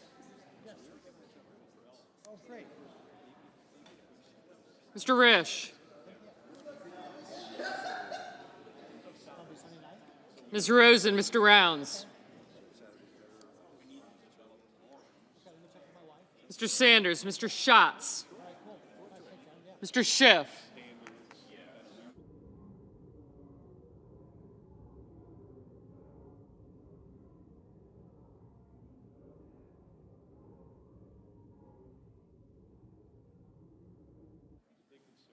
Mr. Schmidt. Mr. Schumer. Mr. Scott of Florida. Mr. Scott of South Carolina. Mrs. Shaheen. Mr. Sheehy.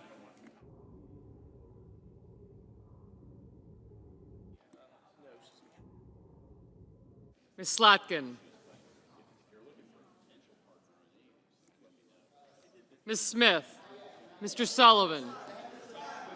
Mr. Thune, Mr. Tillis, Mr. Tuberville. Mr. Van Hollen. Mr. Warner. Mr. Warnock. Ms. Warren. Mr. Welch. Mr. Whitehouse. Mr. Wicker. Mr. Wyden. Yep. Mr. Young.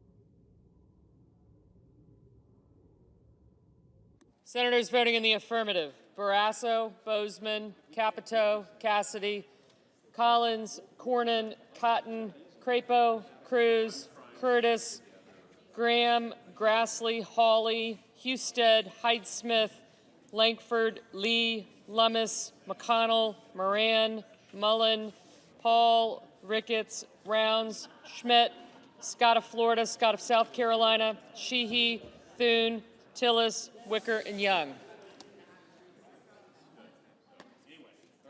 Mrs. Fisher, aye.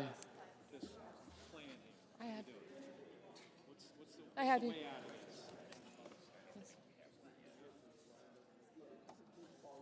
Senators voting in the negative: Baldwin, Bennett, Blumenthal, Blunt Rochester, Cantwell, Duckworth, Durbin, Fetterman, Gallego, Gillibrand, Hassan, Heinrich, Hickenlooper, Hirono, Kane, Kim, King, Lujan, Merkley, Murkowski, Murray, Padilla, Peters, Reed, Rosen, Schiff, Slotkin, Warner, Warnock, Welch, Whitehouse, and Wyden.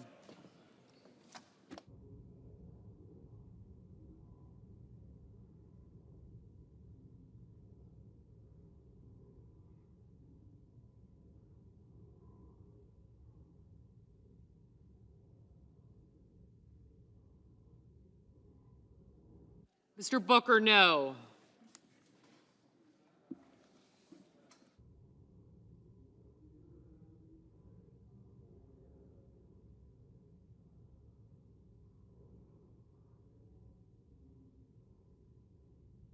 Ms. Smith? No.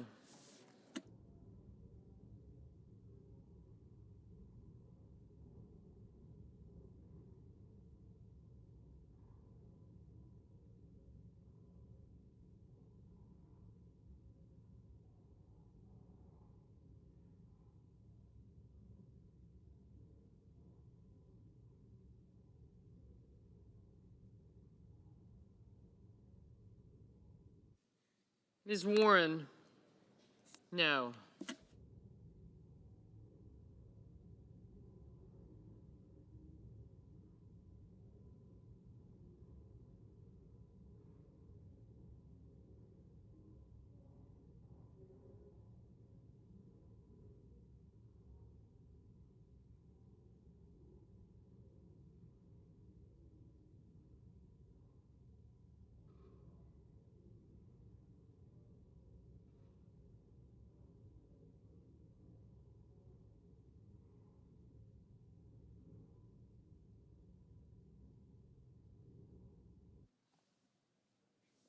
Mr. Marshall?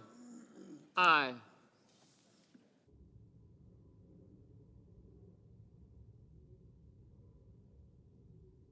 Mr. Hoven? Aye.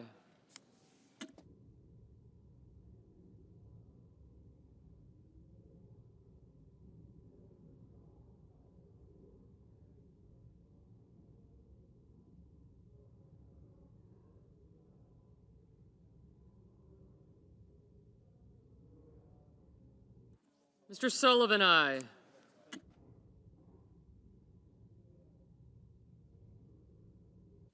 Mr. Ossoff? No.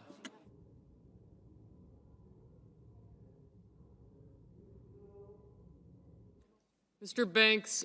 Aye. Mr. Schatz? No. Ms. Also Brooks? No.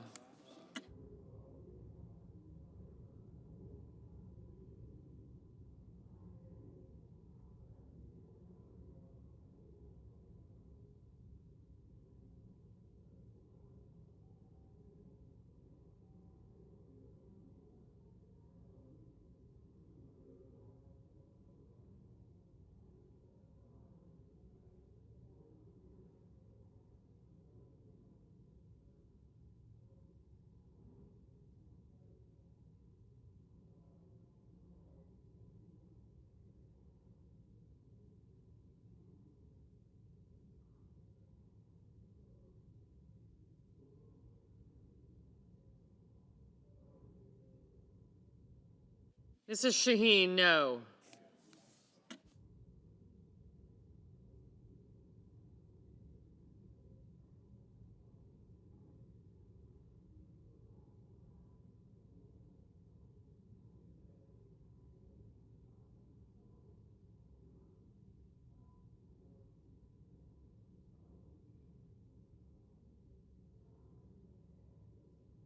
Mr. Kelly? No.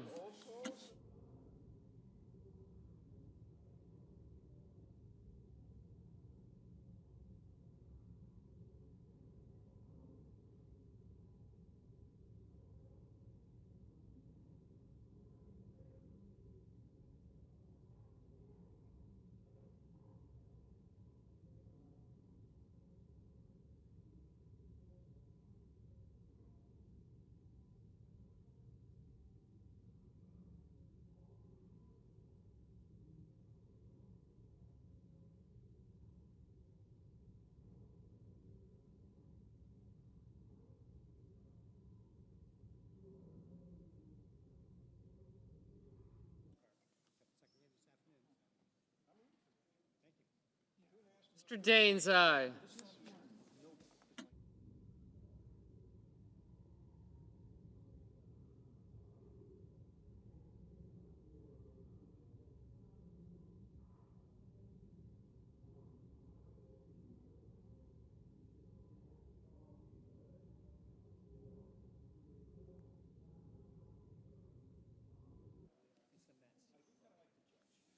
Mr. Markey? No. Holland? No.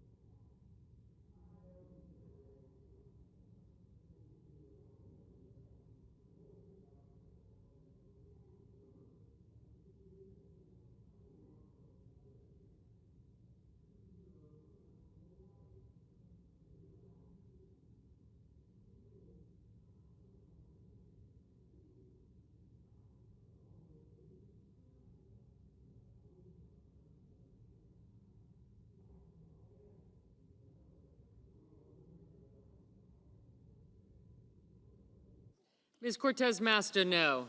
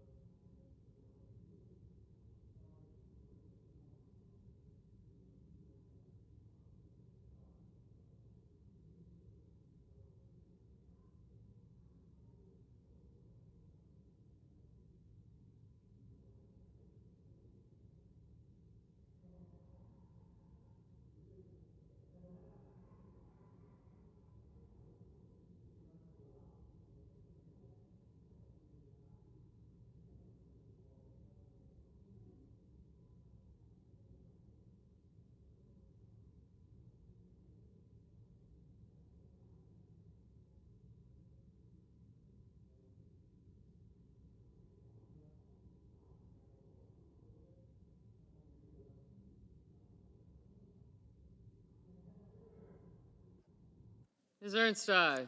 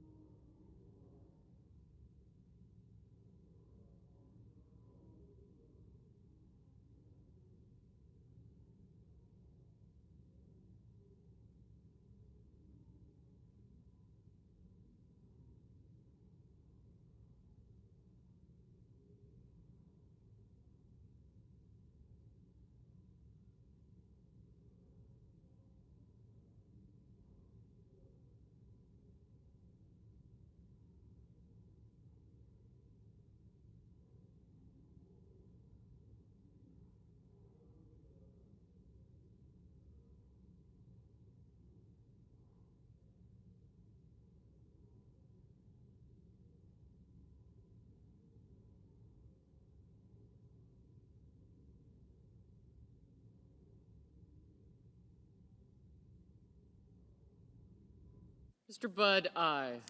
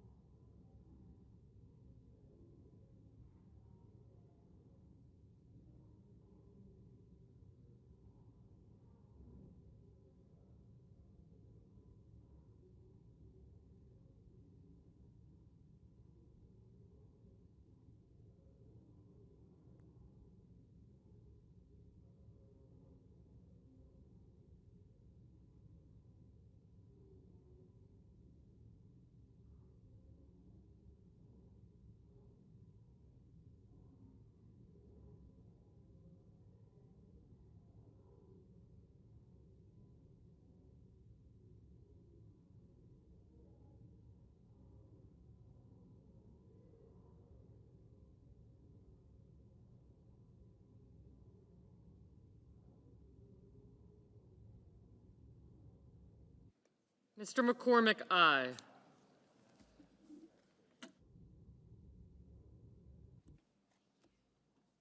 Ms. Klobuchar, no. Mr. Marino, aye.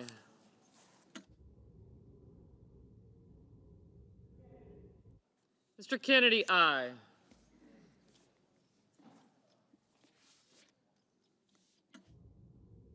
Mrs. Moody, aye.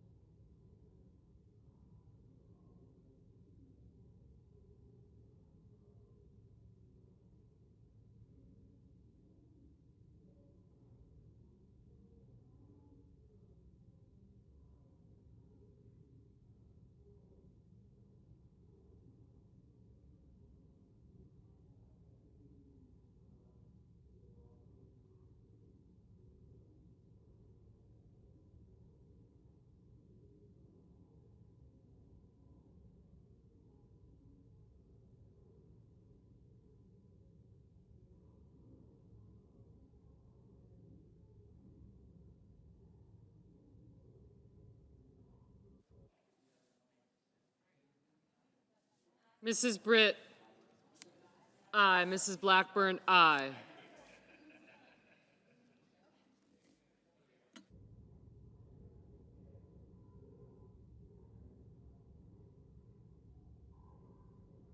Mr. Johnson, aye.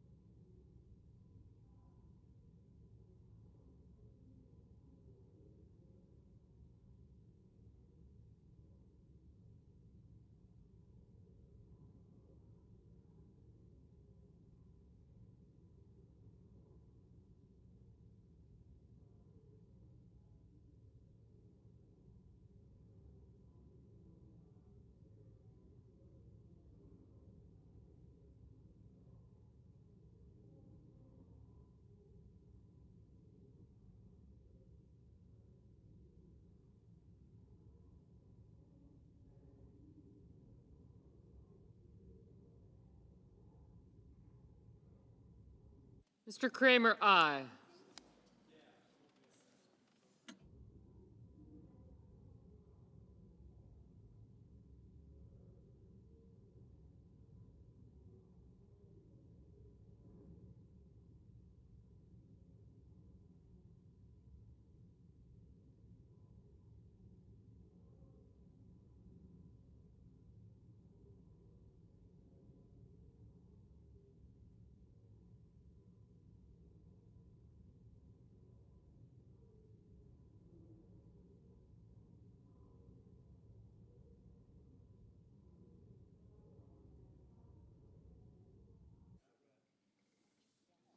Mr. Schumer, no.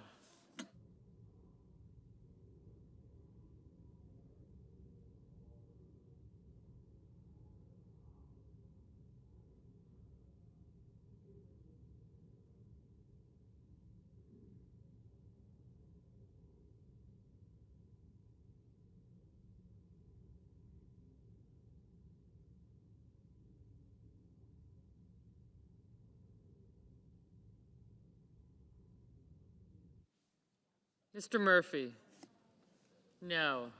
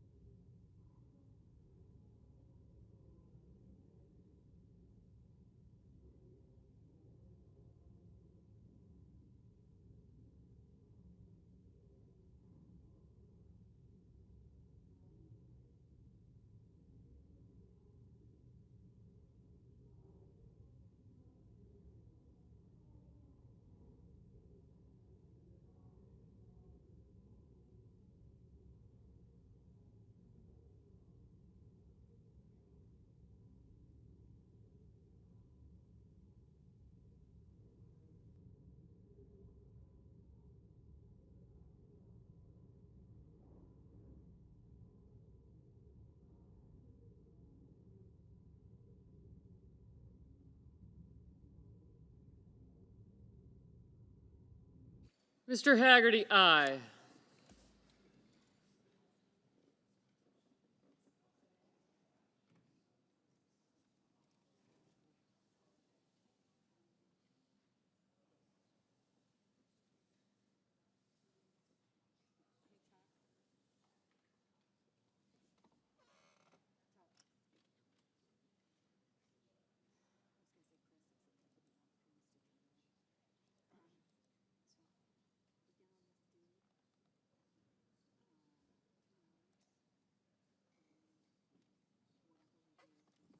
Mr. Coons, no.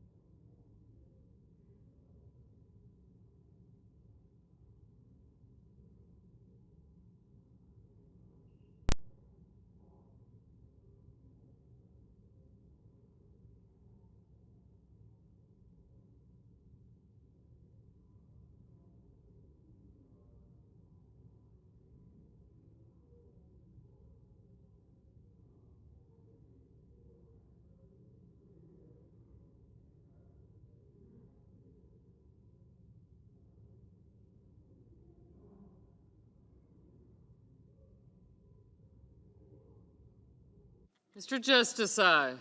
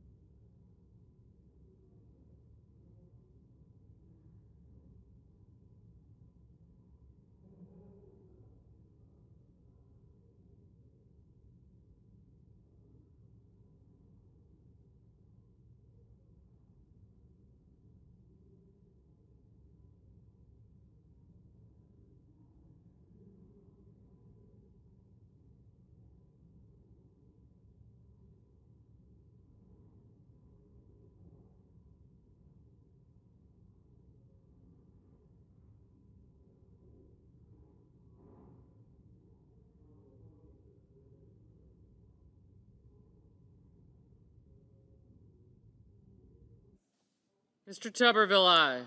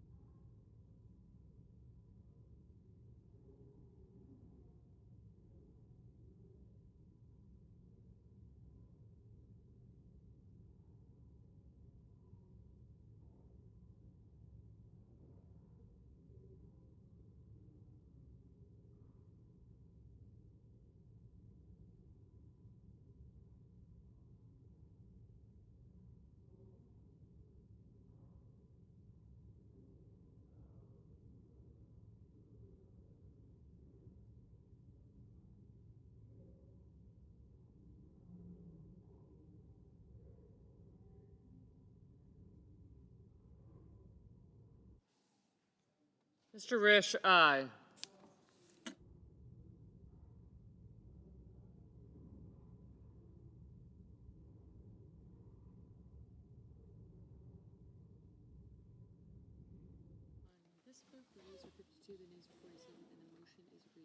On this vote, the yeas are 52, the nays are 47, and the motion is agreed to.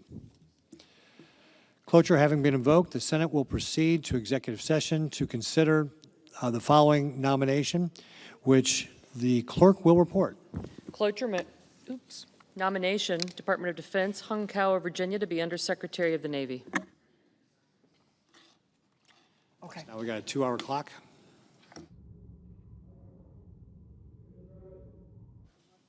Senator from North Carolina.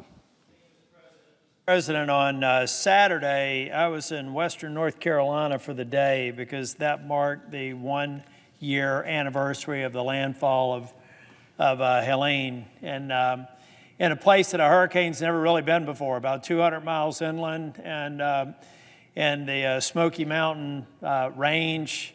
In North Carolina alone, Mr. President, it had an impact land-wise equivalent to the state of Massachusetts. About a dozen river basins were at historic 100-year flood levels, and the damage was tremendous. The loss of life, 108 people in North Carolina alone, more than 250 people by the storm. $59.6 billion in damages. It's actually the most expensive storm in North Carolina's history, breaking the previous record of $30 billion by Hurricane Florence back in 2018. 74,000 homes damaged or destroyed. 5,000 miles of roads damaged or destroyed, including major portions of I-40, which are still only one lane in each direction for about a 20-mile stretch between North Carolina and Tennessee. I-26 was damaged. Blue Ridge Parkway's just opened up. 848 bridges damaged and destroyed, 20,000 farms and 800,000 acres of timber damaged. 163 water systems damaged, with Asheville not having drinkable water for almost 2 months after the storm. Mr. President, when I was in Western North Carolina, I heard someone say that one community that I was in was back on its feet. But for every community that's back on its feet, there's still several communities that are on its knees or flat on its back. In fact, there are some communities that we wonder whether or not they ever will come back. And the reason I talk about it, in addition to being the 1-year anniversary, Mr. President, we've got real problems in the FEMA Disaster Relief Fund and resources available. The President rightfully acknowledged that there was a release of money about a month ago, but all of that is money that's already, those are reimbursements. Those are costs that have already been incurred. We haven't even gotten to a point to where we're trying to become more resilient or to prepare for the next storm. We're still, when I was riding from Old Fort to Chimney Rock, I was going down a stretch of highway, or not a stretch of highway, a stretch of state road. There are still cars in the creek beds. There are roads that are in the creek bed because they're trying to figure out where they're ultimately going to put it back on a hillside, when they can get stabilization there and actually have the funding to build the roads. I know a lot of people have moved on, Mr. President, but in Western North Carolina, we haven't moved on. We're suffering as much today as we were the day or 3 or 4 days after the storm last year. According to the latest FEMA Disaster Relief Fund monthly report, the major disasters account balance right now is at $1.4 billion. That is dangerously low. Last month, FEMA approved $7.5 billion from the major disasters account. In 2024, there were 90 FEMA-declared major disasters, nearly double the 30-year average, and 55 declarations per year, up 55 declarations per year. Already this year, and we're really ramping up in the hurricane season right now, we've had 40 major disaster declarations in 22 states. FEMA simply doesn't have the funding needed to respond to a major disaster. Ladies and gentlemen, we're in a shutdown posture right now. We have storms in the Atlantic and more storms forming off the coast of Africa, and we are not prepared for another major disaster should it hit this weekend. Nor do we have the money that we need to help communities across this country, especially in Western North Carolina, recover from Helene. The House passed continuing resolution that we tried to vote on this week had $22.5 billion for the FEMA Disaster Relief Fund. But that money's not here today because we're in a shutdown posture. We're not funding any area of government. but we're especially hurting the disaster relief fund and FEMA. And the only thing standing in our way is a simple vote to continue funding at levels that my Democratic colleagues have agreed to before. Ladies and gentlemen, we don't have a CR that the president or that the majority leader has decorated with ornaments. We call it like decorate some of these spending bills like a Christmas tree. This is a simple continuing resolution to spend at the level we were spending yesterday. There's nothing more to it. There's money in here to help with disaster relief, but there's nothing more. This shutdown is hurting people in North Carolina. This shutdown will hurt more people. When I lost the season last year in the tourist season to the Blue Ridge Parkway and the Great Smoky Mountain Parks, that was a hurricane. That was an inland hurricane, a disaster. This year, it's the disastrous vote of the Democrats not allowing us to continue to fund at the levels that we did yesterday. We're not asking for anything more than that. We're asking for time to negotiate the premium tax credits, the ACA credits that I'm on record as saying we do need to find a good place for that. It's not about canceling them. But folks, we can't even get to that if we can't agree to something as basic as can we spend today what we did yesterday? And I know that there are several members on the other side of the aisle that would like to move with a clean CR and get to that negotiation. And I'm just speaking on behalf of people in North Carolina, particularly Western North Carolina, that are struggling mightily. I hope that we can get back to funding the government, that we can plus up the disaster relief fund, and that I won't have to come to the floor next week to see who's going to be against this unanimous consent for doing just that. Let's do our job. Let's get back in business. Let's get the government funded, and let's help the people in North Carolina and dozens of disaster-declared places all across this country. Thank you, Mr. President. President. Senator from Massachusetts. Mr. President, in July, when Republicans voted on the first spending bill for 2026, with cuts that would knock 15 million people off health care, I stood right here and I asked my Republican colleagues in the Senate to grow a spine and stand up for Americans. We are here today because the Republicans refused.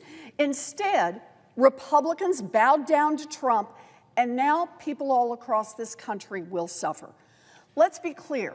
Republicans shut down the government because they rather make health care more expensive than keep the government running. That is literally where we are right now. Republicans control the House, Republicans control the Senate, Republicans control the White House. They are in power. It is their job to keep the government running for the American people, and they have failed. Donald Trump and the Republicans own this shutdown. And don't take it from me. Listen to Donald J. Trump. In 2013, Trump himself said about a potential government shutdown, quote, "If there is a shutdown, I think it would be a tremendously negative mark on the President of the United States. He's the one that has to get people together." That's Donald J. Trump. Now, at the same time, Trump said, quote, "The president has to lead. You have to get people in a room, and you have to just make deals for the good of the country." Donald Trump today should listen to Donald Trump from yesterday. Instead, Trump, Mr. Art of the Deal, hasn't been able to cut a deal for the most basic government functions. Wow. As Trump said, that is a tremendously negative mark on the President of the United States. Let me say it again. Democrats are fighting to roll back the Republican cuts that will take away health care from millions of people and raise health insurance premiums for millions more. That's it. That's what we're asking for. We have been asking for months to negotiate over this, and the Republicans have said no. What are they doing right now? Are they making counteroffers? Are they saying we could go this far but not this far? Nope. They are simply saying no. So now, when a family is forced to the brink of bankruptcy from one bad medical diagnosis, Trump and the Republicans own it. Republicans insist that those health care cuts go through. When community hospitals have to shut down, Trump and Republicans own it. When kids with cancer can't get treatment because potentially life-saving research grants come to a screeching halt, Trump and Republicans own it. When insurance premiums skyrocket, Trump and Republicans own it. Healthcare in America was already broken, but Trump and Republicans are making it much, much worse. They ripped away money that covers mamas giving birth and neighbors who need wheelchairs and home health aides, and they handed it over to giant corporations and billionaire CEOs. Democrats believe that no one should go bankrupt because they got sick and needed to see a doctor. So Democrats are here to say, we are willing to fight for families who need health care. If Congress is going to pass a budget for the United States government, then Democrats want saving health care for millions of Americans just to be part of that deal. Democrats have made that clear, and Republicans have refused even to talk about it. Trump is already doing his best to shut down government, or at least to shut down the parts of government that he doesn't like. Since day one, Trump has been trying to illegally wipe away millions of dollars for programs that Congress already agreed to fund.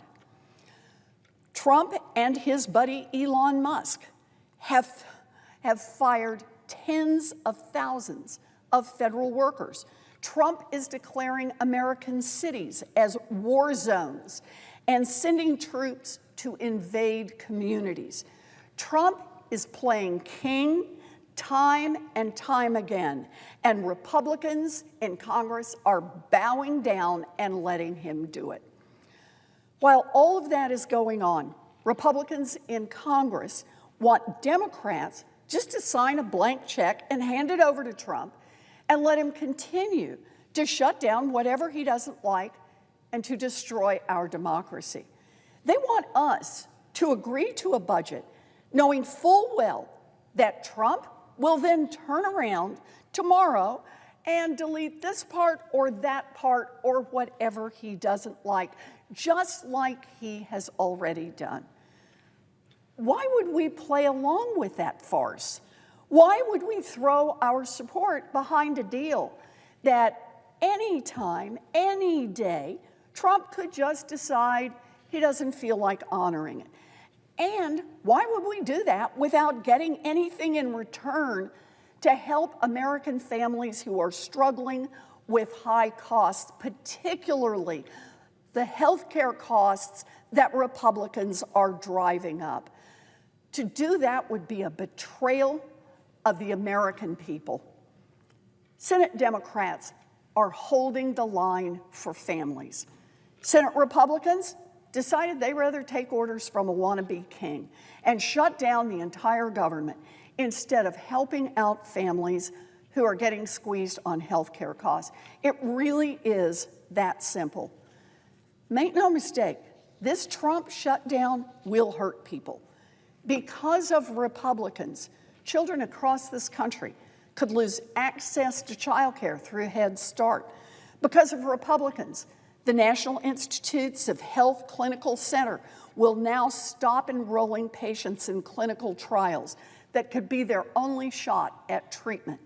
Because of Republicans, air traffic controller hiring will stop at a time when we're already dealing with a dangerous shortage.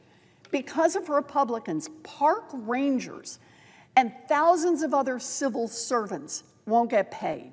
Because of Republicans, Donald Trump's corruption and chaos will continue. So what's next? Well, Democrats want to keep the government open and We want rollbacks of the Republican cuts that will cost 15 million Americans their health care coverage and drive up insurance costs for everyone else. Look, this isn't partisan. This is a righteous fight on behalf of everyone who needs health care, everyone who might need to go to the hospital, everyone who counts on a community clinic or a home health aide, whether they are a Democrat, a Republican, an independent, or a none of the above. We are in this fight for Americans and for American health care, and it is only the Senate Republicans, led by Donald Trump, who stand in the way. Thank you, Mr. President. I yield the floor.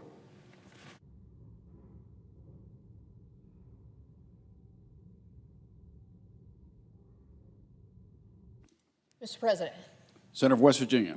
Mr. President, as I was sitting and listening, I feel like I'm living in an alternative universe here sometimes, and I'm sure the American people feel this way.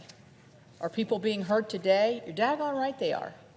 They're being hurt because Senator Schumer and his following will not quite simply reopen the government so we can begin negotiations on some of the issues that are a part of this disagreement. So I'm a senior member of the Appropriations Committee, and one of my most important responsibility is to make sure that the government stays open and working for the people that we represent. That's why I'm so deeply disappointed to be standing here today in the midst of a totally avoidable government shutdown, all because the Senate Democrats refused to join us as Republicans in supporting a common sense, short-term, nonpartisan continuing resolution. And we've seen Leader Thune pick it up in his hands. Very simple. Let's just keep the government open until November the 21st, discuss these issues, finish the appropriations process, and move on. But let me be clear what that short-term continuing resolution was designed to do. It is not a gimmick. It is not a gimmick. It's the same legislation that the Senate Democrat leader brought before this body 13 times and had it passed. It's not a partisan maneuver. It's a straightforward measure to keep critical services in operation while giving Congress the time that we need to finish our work on appropriations through regular order the way that we used to do it. And some of our Democrat colleagues have agreed with us in the last several votes. So bottom line, we don't have to be where we are, and we really shouldn't be here because this position is untenable. We have a path forward. It's so easy. It's so easy. When people are watching this, they're hearing us try to, blame one person or the other. The easy thing is turn around and vote to reopen the government, and we can begin to have our conversations. We have a path forward. It requires the Democrats to come to their senses, quite frankly, and vote for this reasonable measure. The Senate has already passed 3 appropriations bills, which is 3 more than we passed under their leadership last year. And we have 5 more that have received heavy bipartisan support in committee and are ready for a full Senate vote. That would be CJS, Defense, Interior, Labor H, which I chair, and TTHUD, which is the Transportation, Housing, and Urban Development Bill. That's progress. That's responsibility. That's what we're here for. That's us doing our job. But in order to complete the process, we need time. And the continuing resolution is that bridge of time to keep the government open while we finish our work. So unfortunately, the Democrats have chosen a different path. They have chosen to shut down the government. That's where we are today. The government is shut down. They made a political calculation, all based on politics, appeasing their far-left base instead of doing the right thing for the American people. And unfortunately, hardworking families all across this country who rely on critical government services are the ones who are suffering. Government shutdowns have real consequences. In West Virginia, our businesses and our federal workers face uncertainty about their pay. Families who rely on essential benefits are put in limbo. It's scary for people. Some people with children with disabilities or folks that rely on services daily are concerned about where this is going to lead. Small businesses are waiting on federal permits, on loans. They're going to have to wait longer. And while so many others are told yet again, as we see, the politics of Washington is coming before the people. My state of West Virginia has the third largest amount of federal employees. We're situated quite close to the District of Columbia. So all of those public service who are bearing the brunt of this nonsense, please know how much I value your contribution every day, and that I'll work tirelessly to get you back to work, to get you back to that certainty that you need. You know, the shutdown is just so avoidable, and it's so unacceptable. But you know what? As Republicans, we're not giving up, because we never do. And as Leader Thune has indicated, we will continue bringing forward opportunities for the Democrats to join us in reopening the government. We'll keep voting to do the right thing and give them a chance to do the same. The American people expect Congress to be responsible stewards of their tax dollars. I know that's what my constituents in my home state of West Virginia want me to do. They expect us to keep the government functioning. I can't even believe I'm having to even say this, because it's just such a given. They want the government open while we debate our differences. That's what we're supposed to be doing. We're supposed to be debating, not shutting down the government. And that's what the Republican CR would have allowed us to do. So I urge my colleagues across the aisle, quit playing the political games, end the shutdown, and join us in funding the government. Let's finish our work on the appropriations process, and let's return to the regular order process that we have begun at the beginning of the summer, because it brings transparency, accountability, and bipartisanship back to the appropriations process. We have it in committee. We need to have it on this floor. It's what West Virginians deserve. That's what the American people deserve. That's what they expect. Quite frankly, that's what they expect every day. These young people on the floor are getting to hear a debate, and I'm sure it's one that they'll remember, and I'm sure they're thinking to yourself, it's a simple thing, reopen the government. Reopen the government. Why was it closed in the first place? For a political stunt that's not working. They're boxed in. Let's just say, okay, let's open, let's begin our discussions, and let's solve the problems that we have in front of us. So with that, Mr. President, I thank you, and I will yield the floor. Mr. President. Senator from Nevada. Thank you, Mr. President. I rise today to mark the 8th anniversary of the worst mass shooting in modern American history.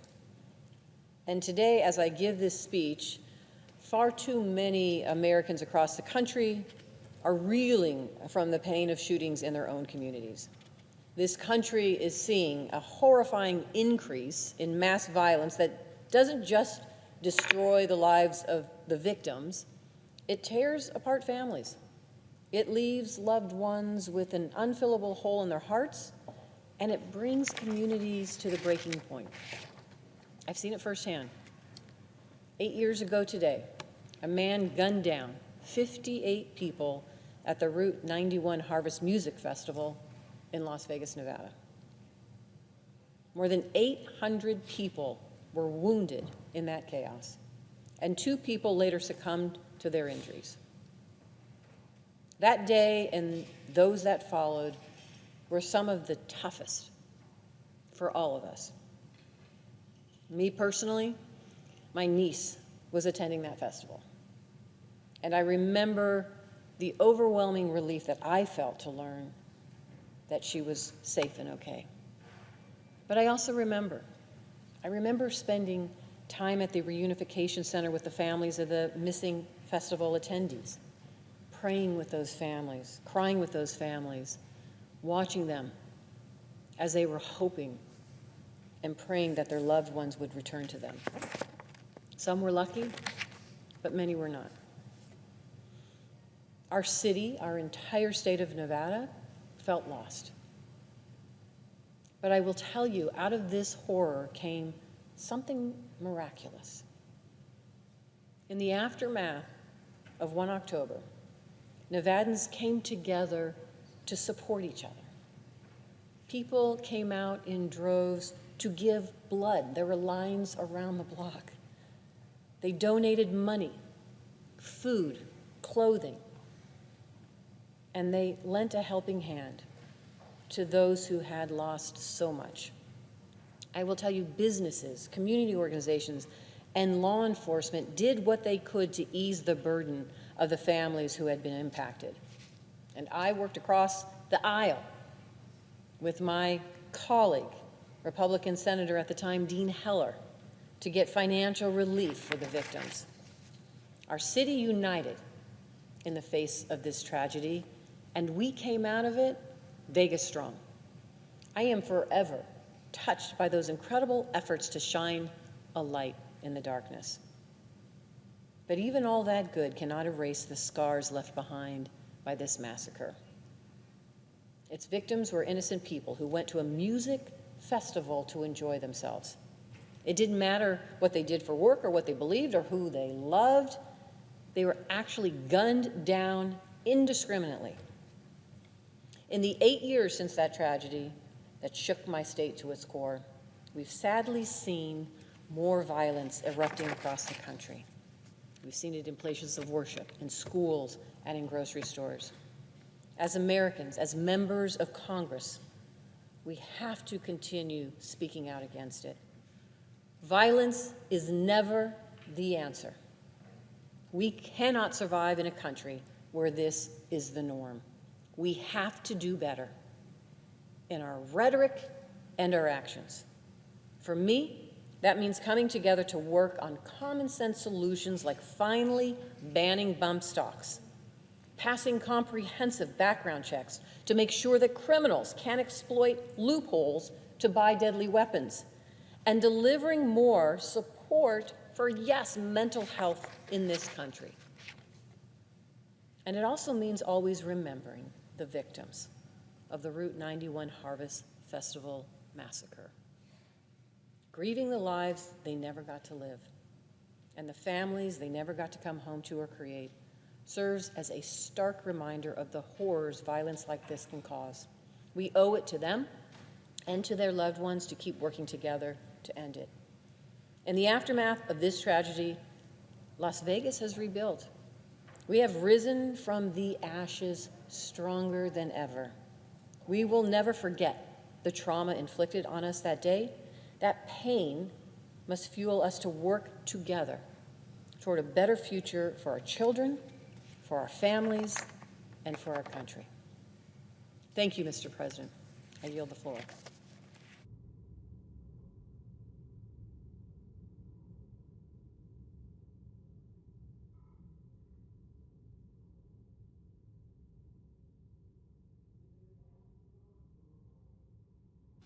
Clerk will call the roll. Ms. Also Brooks.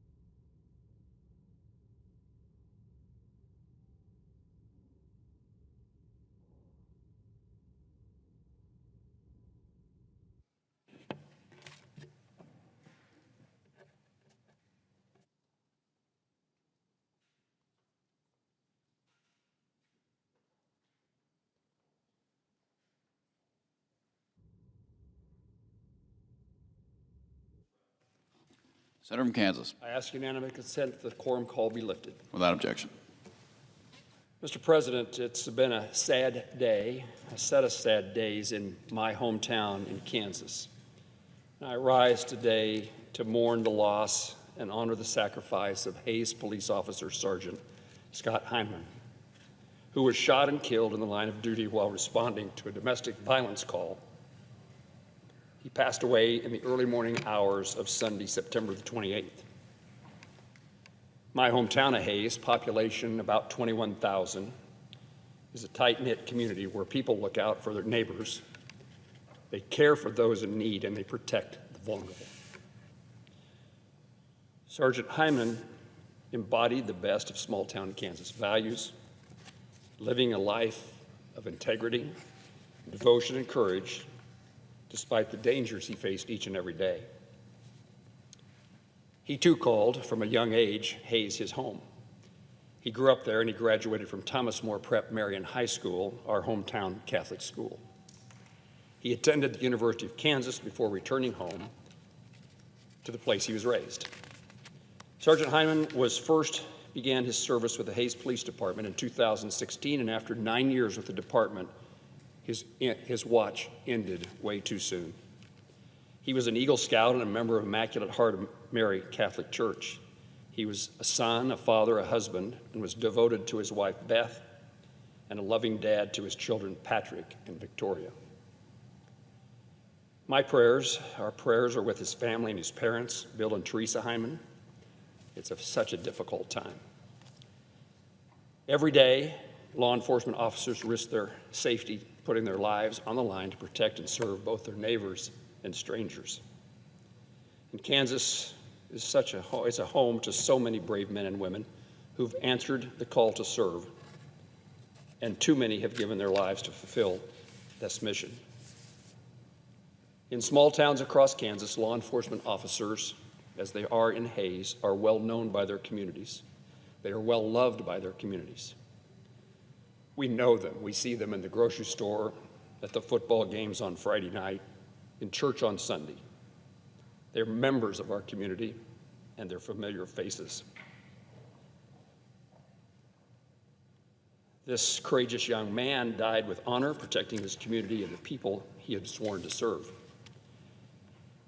In Hayes and across Kansas, the sacrifice he made will not be forgotten, and we resolve to forever honor his service to the community he loved. I ask the United States Senate to join me and my family and my hometown expressing our sympathy and gratitude, our respect for this officer, for a life served in service to others and to a community that mourns his loss. Mr. President, I yield the floor.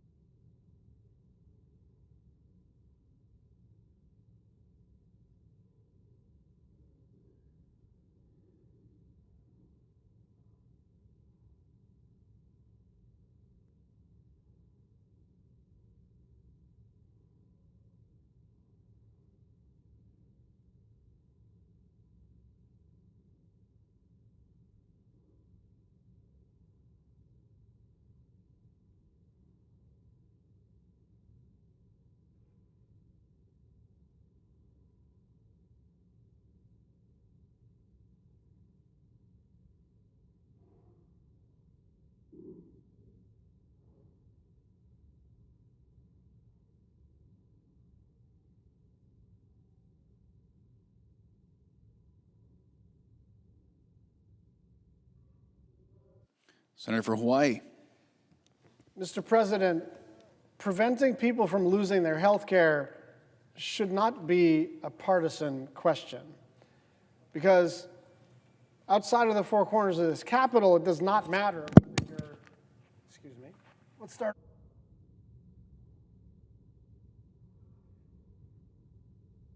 President, preventing people from losing their health care should not be a partisan issue, because outside of the four corners of this Capitol, it should not matter if you're a Democrat or a Republican or an independent. We should all not want people to have spikes in their health insurance costs. In a matter of days, tens of millions of people all across the country are going to get letters in the mail saying, your monthly premium starting January 1st is going to be more than double what you pay now. More than double. And that's not my speculating. That's not my allegation. That's not a political talking point that was cooked up in some Democratic lab. That is what the Kaiser Family Foundation analysis showed, that premiums will increase on average by 114% per person. Not 14%, 114%. That's just the average. Some people's rates will be changed based on their income level. So say you make $35,000 a year. You're now going to be paying almost $1,600 more per year for coverage. And if you're a family of four making 75 grand, you're going to be paying more than $3,000 extra dollars. I just encourage everybody who's watching, all of my colleagues, all of the staff, all of the members of the media, to talk to anyone in your hometown. Most people just don't have that kind of money lying around. If you're a family living paycheck to paycheck, if you're a young couple saving up to buy a home, if you're a small business owner already cutting back on costs because everything is more expensive now, what are you supposed to do? This is not a crisis that Democrats have cooked up to score political points. The reason for the urgency is that October 1 is the day that people are going to get letters from their insurance carriers telling them that this is happening. Open enrollment begins in exactly a month. People are scared about how they're going to pay for their health care, or if they are going to have it at all. There are a lot of people who just can't absorb this extra cost. It's not like you can buy a little less of something. When you're at the grocery store, and for instance, vegetables are now 39% more expensive, well, you still got some money in your pocket. You're going to buy fewer vegetables and more of the cheap stuff, which is why, by the way, hamburger helper purchases have spiked. So people are making these adjustments to the fact that everything has gotten more expensive. But with health insurance, you can't turn the dials like that. You can't buy a little less health insurance. You either can absorb the cost or you cannot. And if you cannot, you will go without health insurance. And here's the thing that people need to understand. This directly impacts about 24 million people, okay? Now that's enough for us to pay enough attention and try to come up with a bipartisan solution. But the truth is that we already know what happens when people lose their health insurance, right? They end up getting sicker and sicker, and at some point they present themselves to emergency rooms, right? And everybody understands, kind of intuitively, but there's plenty of data to back this up, that when you present yourself at an emergency room when you are already super sick, that you require a bunch of very expensive interventions. And that cost is distributed among the rest of us who still have insurance. And so it's not just the 24 million Americans who are going to pay more for health insurance and some number of millions of those Americans who are just not going to have insurance at all. It's also a mathematical certainty that the increased stupidity of the system, the increased extent to which the system now makes even less sense than it does already, we're all going to eat the cost, whether you're on the so-called exchange or not. Look, Republicans are in charge of Washington. We lost the election. Elections, consequences. I get it. When we had the trifecta, we did a bunch of things to reduce the price of prescription medicine, to build infrastructure, to fix the post office, to do the Respect for Marriage Act, to pass the Inflation Reduction Act. We did a bunch of stuff. And Republicans are doing a bunch of stuff. But we're trying to hand our Republican colleagues a lifeline because prices are going to spike everywhere. And I said this yesterday, and I mean this. If we were a little more cynical, we might just say, this is your problem, why don't you guys just stew in it? Because this is, frankly, electorally a very powerful issue. People are going to be really pissed when they get these letters in the mail. They really are.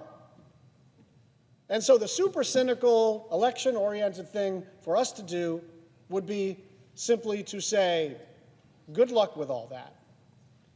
But maybe it's a strength of the Democratic caucus, and maybe it's a weakness of the Democratic caucus, but we just care too much about people to let that happen.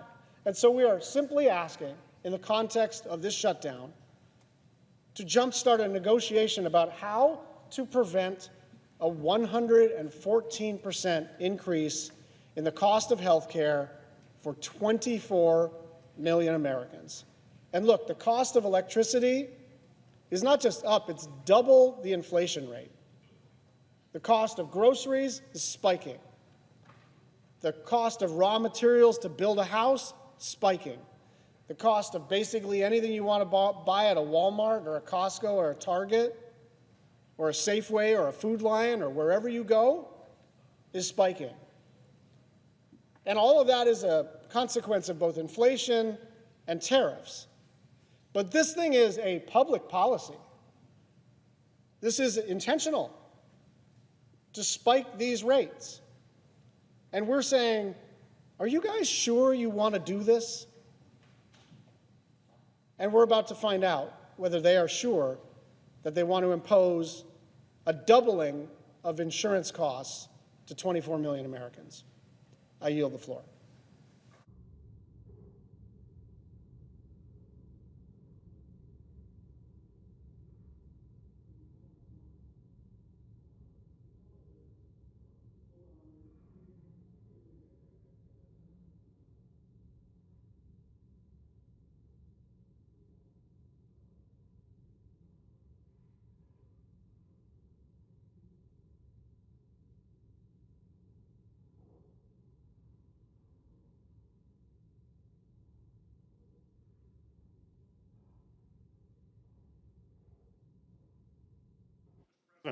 Senator from Michigan. Mr. President, yesterday I came to the floor to warn that a critical cybersecurity protection that has been in place for a decade was set to run out and expire at the end of the fiscal year. I urge my colleagues to pass a bipartisan, clean, 10-year extension to keep these important national security protections in place. Unfortunately, one of my colleagues, just one of my colleagues objected, and as of midnight, they have now expired. As a result, we are without this critical line of defense.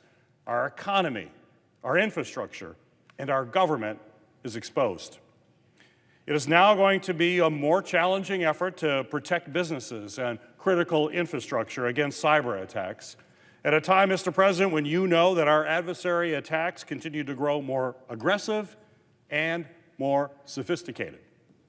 This law was passed with strong bipartisan support, and the support remains strong in both chambers. Even the Trump administration agrees, and the White House and the Department of Homeland Security support a 10-year extension and want to see this bill passed. For months, my colleagues and I have heard from a broad coalition of industry leaders who need the long-term certainty that a 10-year reauthorization provides, so we can protect our systems and they can protect their systems and customers. And that's why Senator Rounds and I introduced a clean, bipartisan 10-year extension all the way back in April.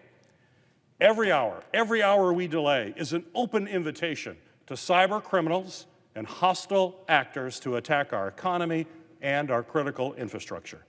And I would urge my colleagues to put our national and economic security first and pass this clean, long-term extension. As if in legislative session and notwithstanding Rule 22, I ask unanimous consent that the Committee on Homeland Security and Government Affairs be discharged from further consideration of S. 1377 and the Senate proceed to its immediate consideration. That the bill be considered read a third time and passed, and the motion to reconsider be considered made and laid upon the table with no intervening action or debate. Is there objection? Mr. President. Senator from Oklahoma. Reserving the right to object.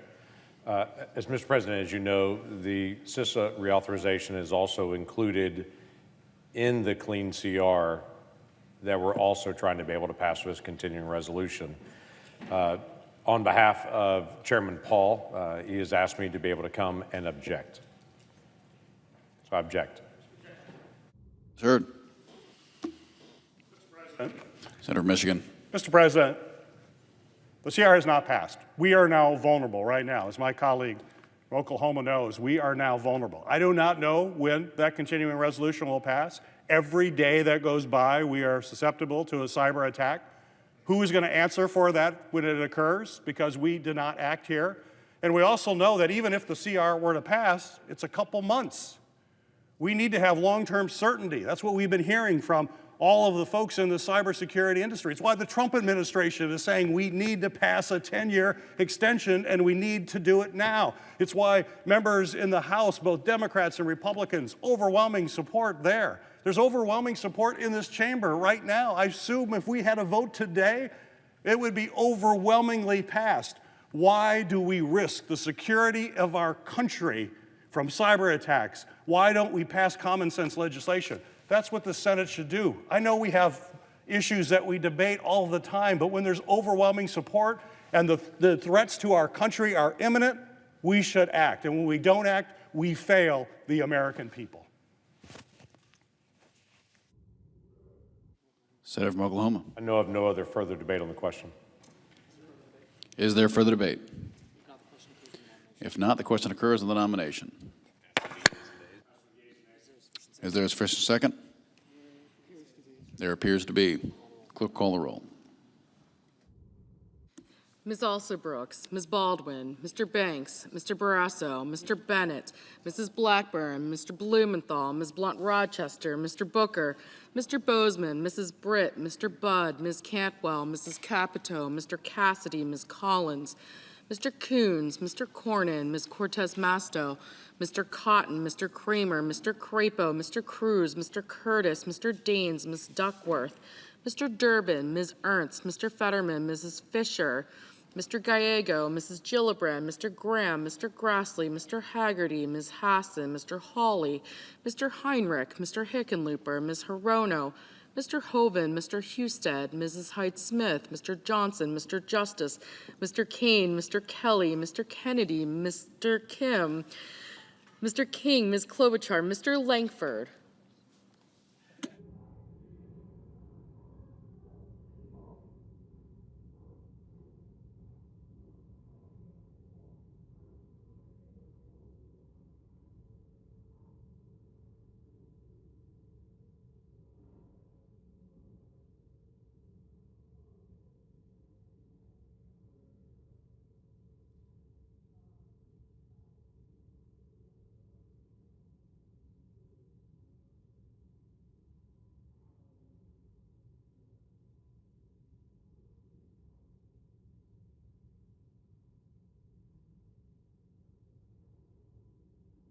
Mr. Lee.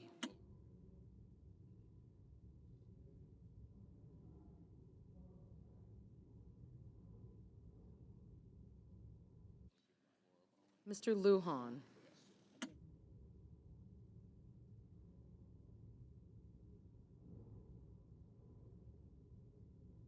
Ms. Lummis.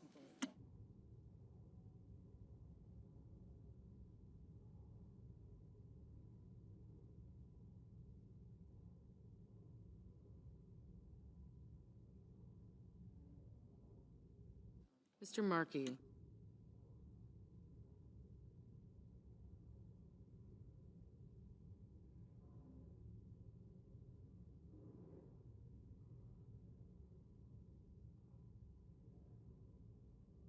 Mr. Marshall.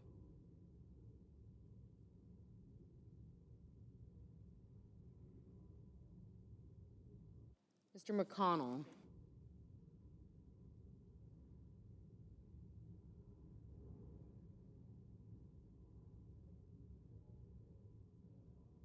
Mr. McCormick.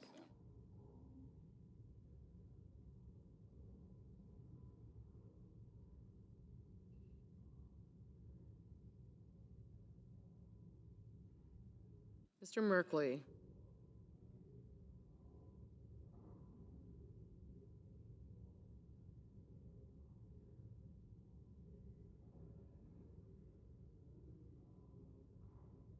Mrs. Moody.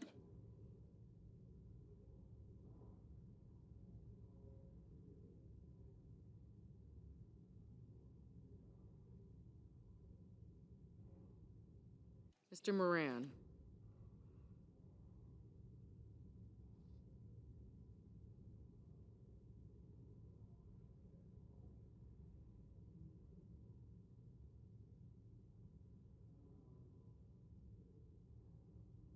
Mr. Marino.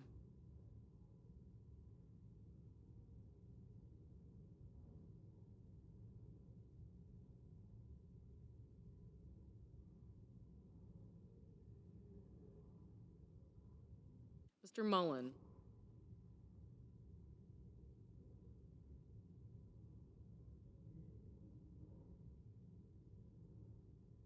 Ms. Murkowski.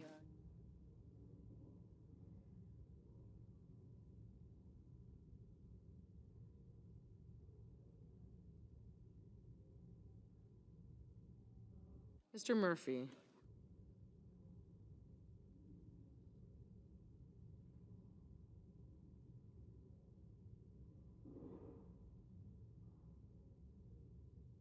Mrs. Murray.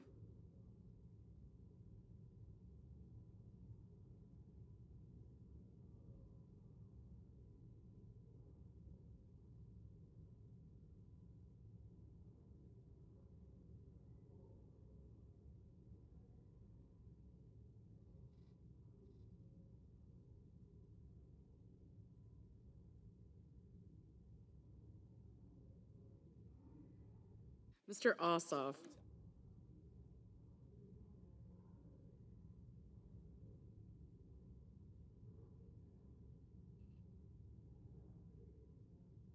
Mr. Padilla.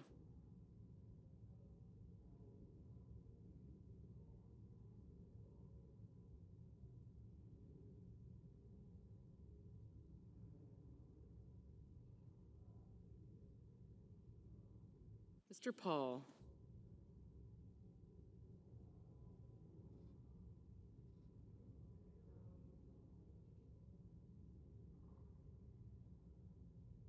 Mr. Peters.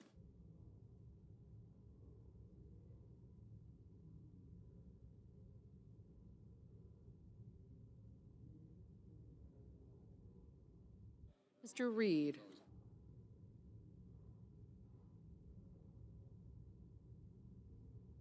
Mr. Ricketts. Mr. Risch.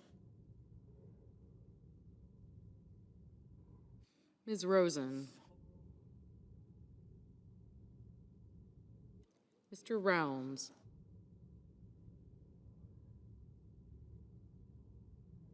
Mr. Sanders.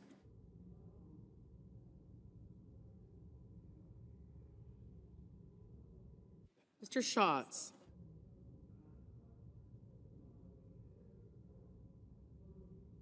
Mr. Schiff.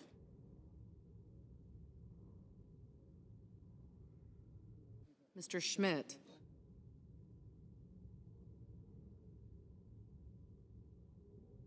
Mr. Schumer.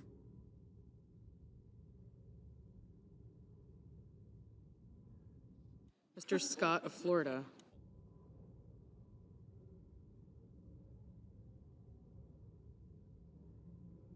Mr. Scott of South Carolina.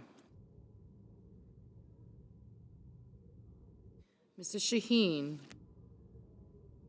Mr. Sheehy. Ms. Slotkin.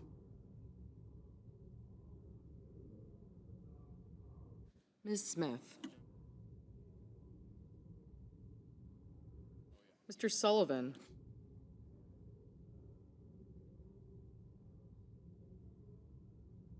Mr. Thune. Mr. Tillis.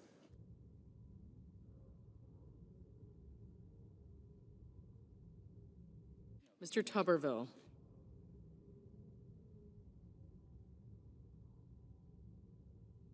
Mr. Van Hollen.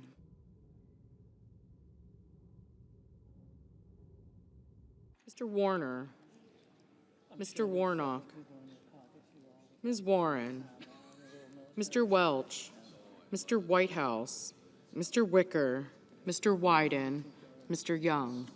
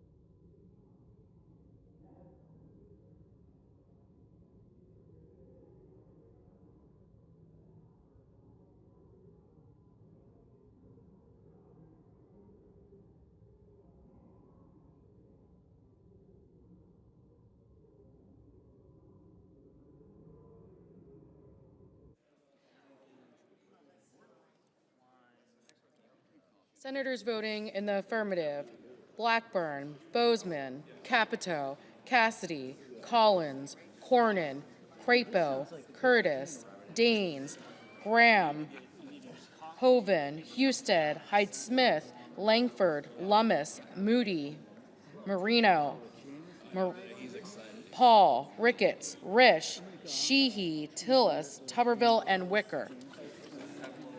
Mrs. Fisher, aye. Mr. Marshall, aye. Senators voting in the negative: Baldwin, Cortez Masto, Duckworth, Hassan, Kane, Kim, Merkley, Murphy, Murray, Ossoff, Padilla, Schiff, Warren, and Whitehouse. Mr. Welch, no. Mr. Peters, no. Mr. Schmidt, aye.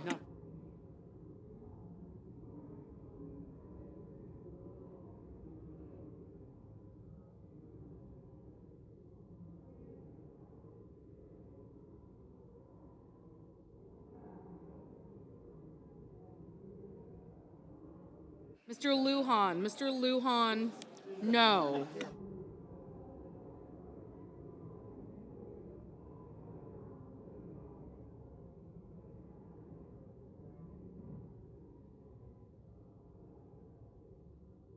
Ms. Hirono, no.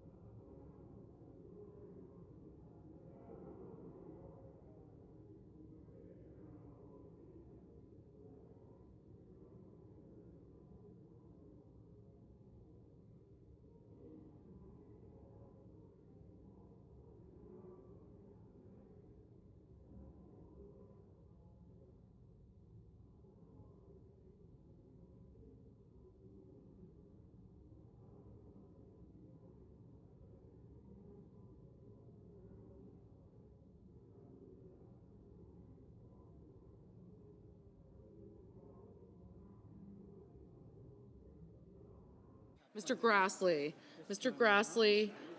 aye.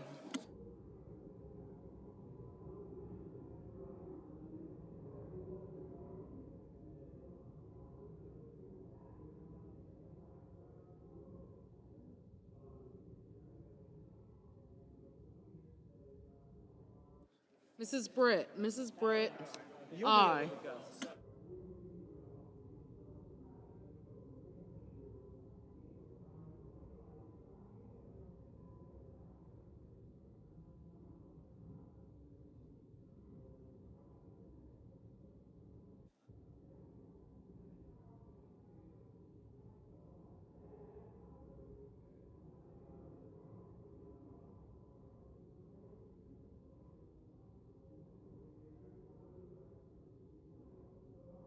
Mrs. Shaheen, no. Mr. Cotton, aye. Ms. Ernst, aye. Mr. Sullivan, aye.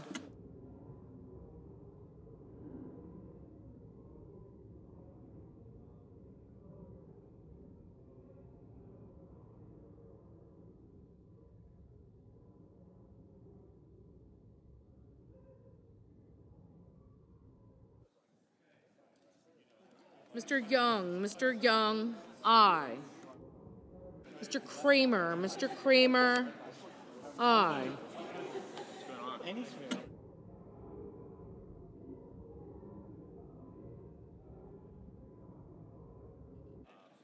Mr. Kennedy, aye.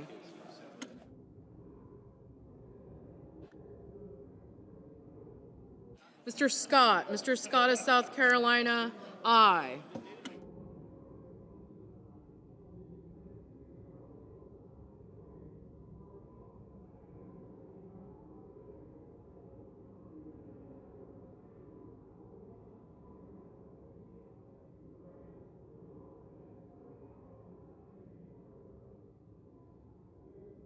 Mr. Heinrich, no.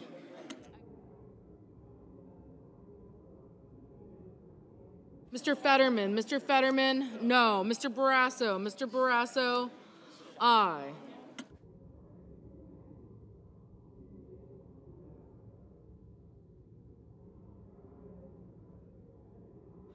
Mr. Gallego, no.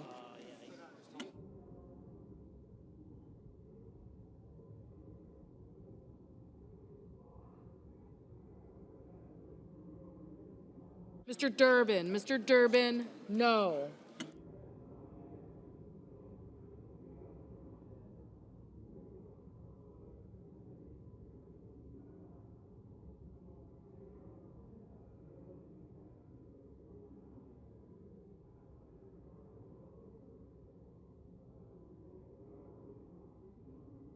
Mr. Lee, aye.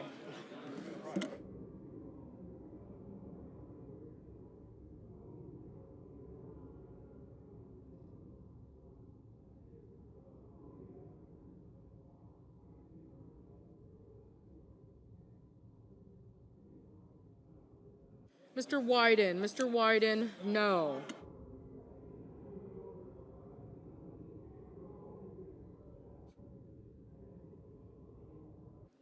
Mr.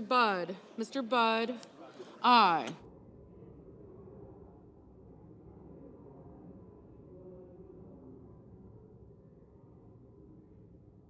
Mr. Banks, aye.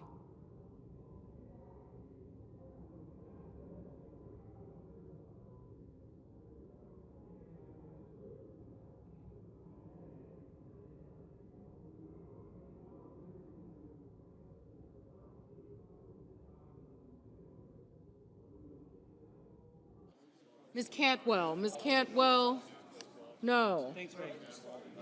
Mr. Cruz, aye.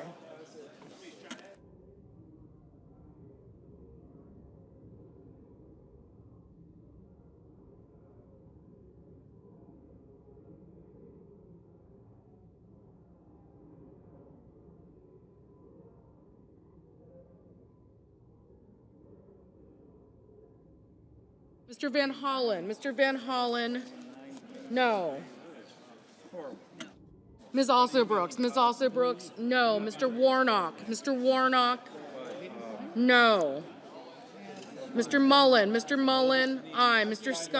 Scott of Florida, aye. Ms. Klobuchar, no. Ms. Murkowski, no. Mr. King, no.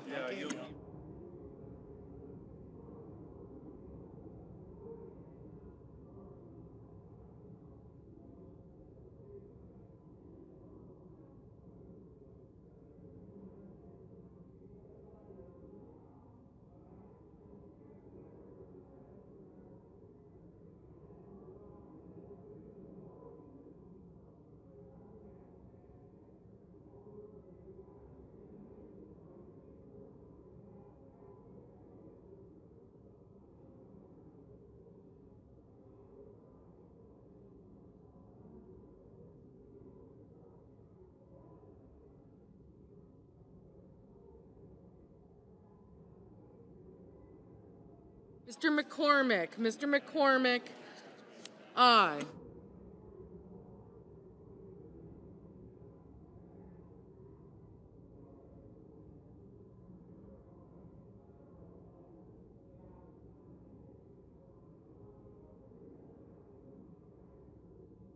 Mr. Blumenthal, no.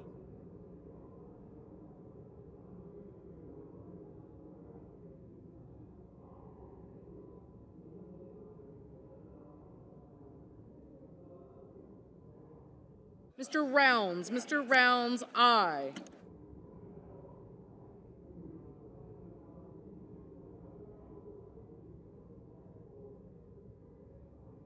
Mr. Moran, aye.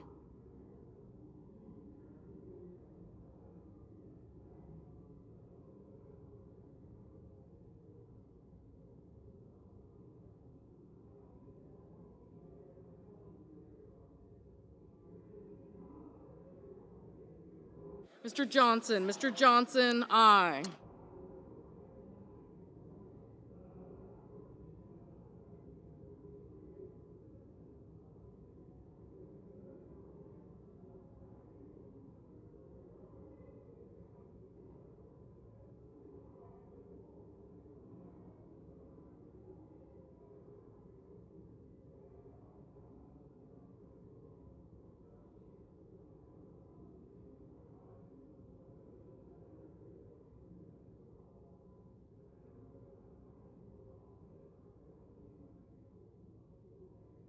Mr. Thune. Mr. Thune, aye.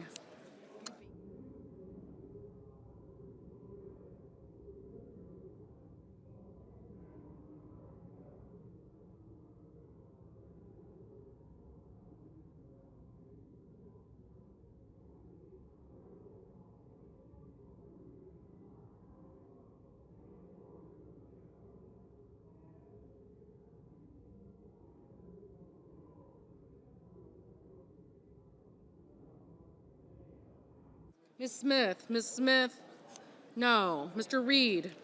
Mr. Reed, no.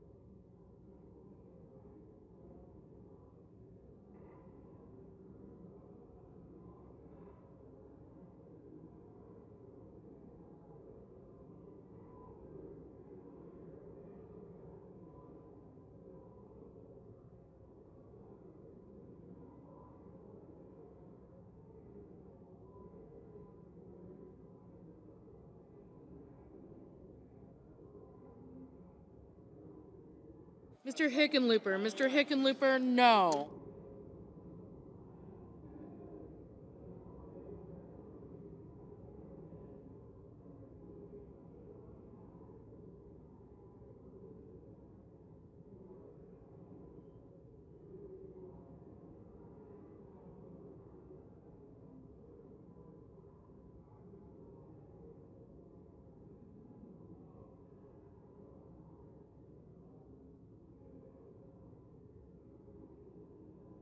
Mr. McConnell. Mr. McConnell, aye.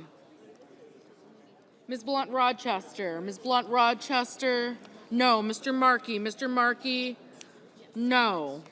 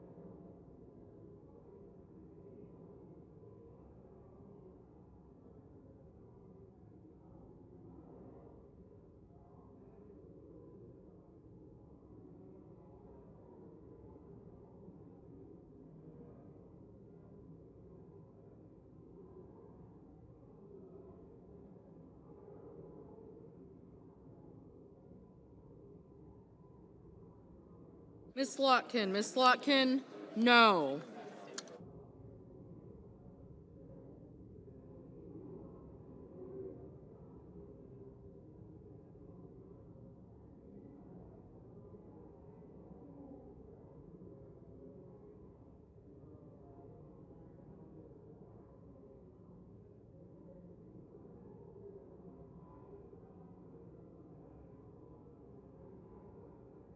Mr. Haggerty, aye. Mr. Hawley, aye. Mr. Bennett, no.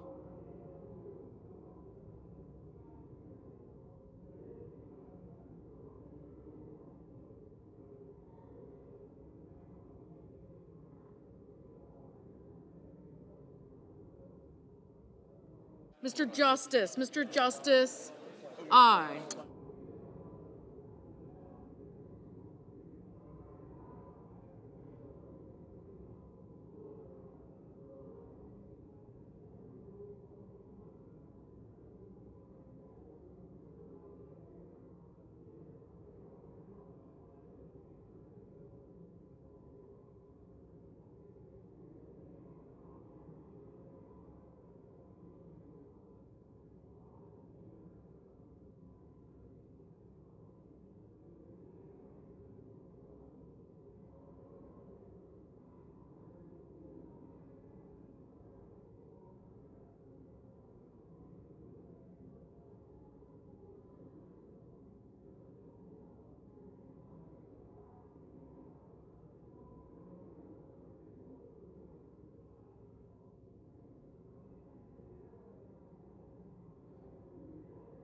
Mr. Warner, no.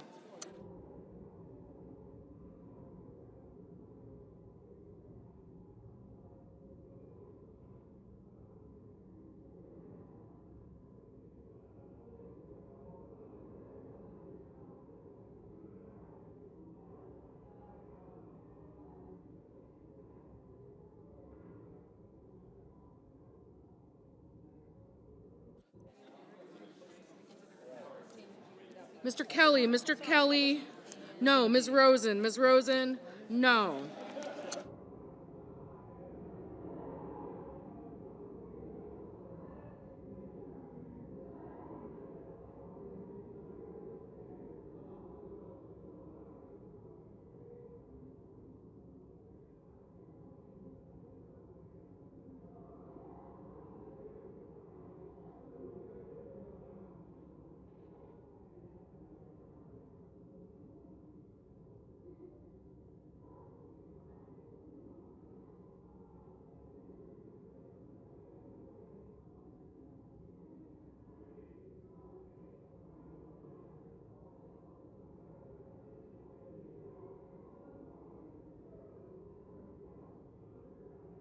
Mr. Sanders, no.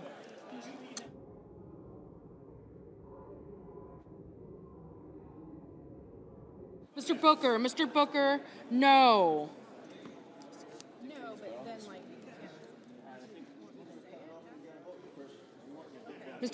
Mr. Coons, no.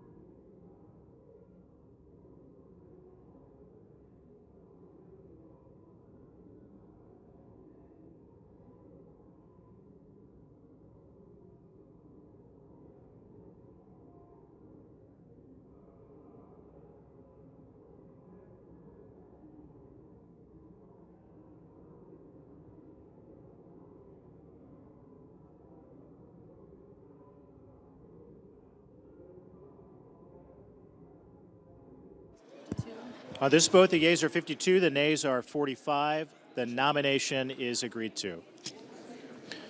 Under the previous order, the motion to reconsider is considered made, laid upon the table, and the President will be immediately notified of the Senate's actions. The clerk will report the motion to invoke cloture.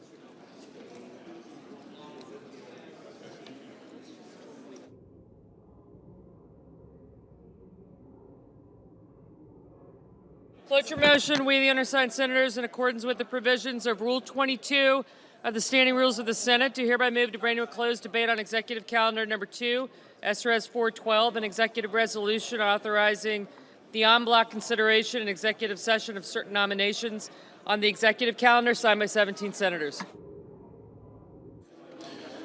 Under the previous order, the mandatory quorum call under Rule 22 has been waived. The question is it the sense of the Senate that debate on SRES 412, an executive resolution authorizing the en bloc consideration and executive session of certain nominations on the executive calendar shall be brought to a close. The yeas and nays are mandatory under the rule. The clerk will call the roll.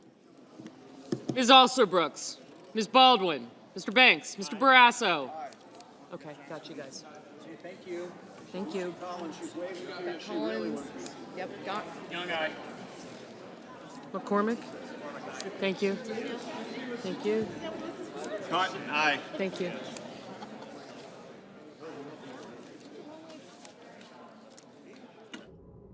Mr. Bennett, Mrs. Blackburn, Mr. Blumenthal, Ms. Blunt Rochester, Mr. Booker,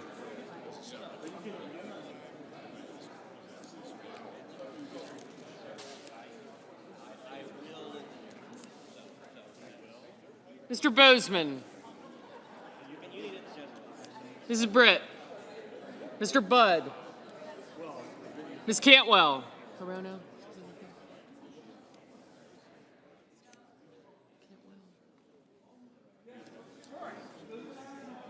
Hassan, Smith, Sanders, Kelly, thank you. Coons, I got you.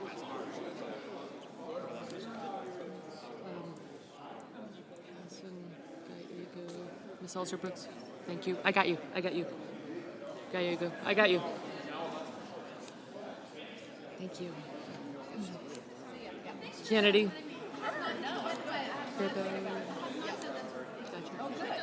I got you. Thank you. Ms. Cantwell, Mrs. Capito, Mr. Cassidy. Ms. Collins. Schmidt.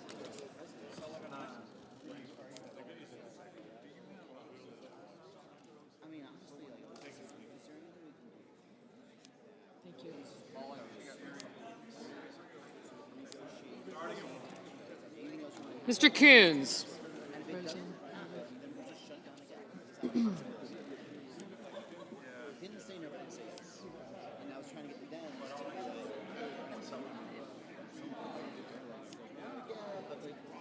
Mr. Cornyn. Ms. Cortez Masto. Mr. Cotton. Mr. Kramer. Mr. Crapo. Mr. Cruz. Mr. Curtis.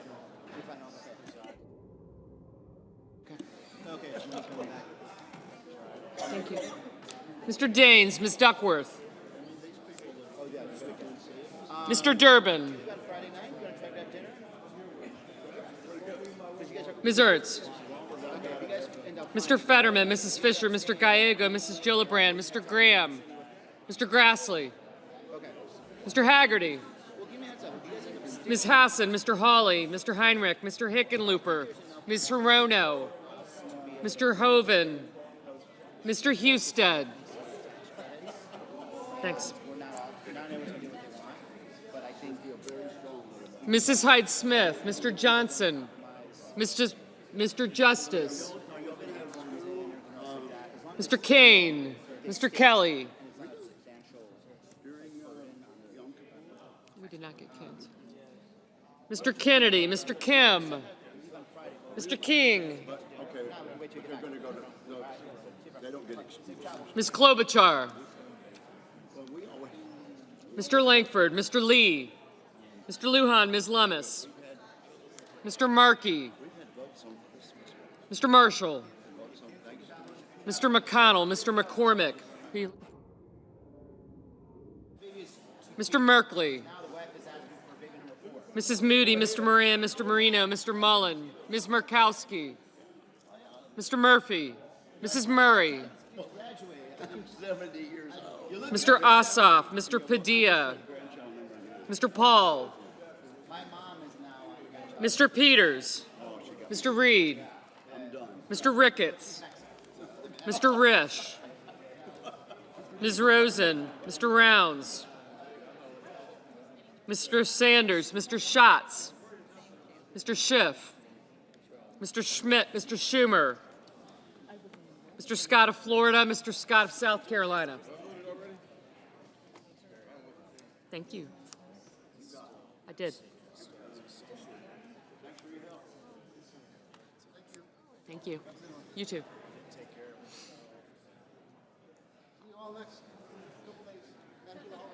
Mrs. Shaheen, Mr. Sheehy, Ms. Slotkin, Ms. Smith, Mr. Sullivan, Mr. Thune, Mr. Tillis, Mr. Tuberville, Mr. Van Hollen, Mr. Warner, Mr. Warnock, Ms. Warren, Mr. Welch, Mr. Whitehouse, Mr. Wicker, Mr. Wyden, Mr. Young.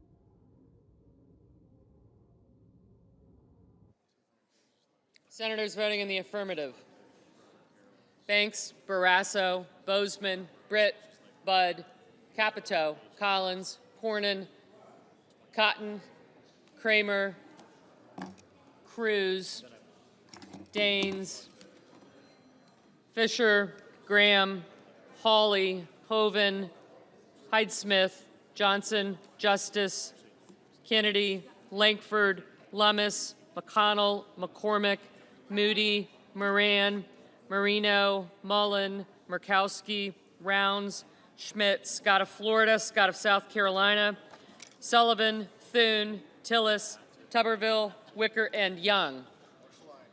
Mr. Marshall, aye. Mr. Lee, aye. Mr. Husted, aye. Senators voting in the negative: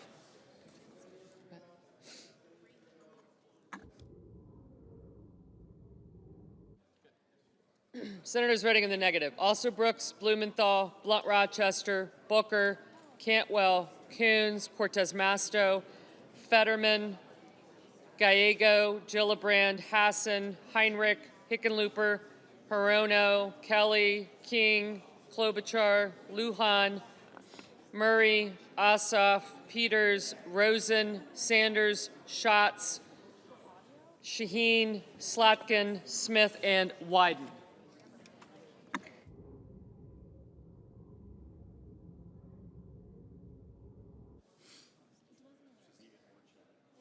Mr. Van Hollen, no.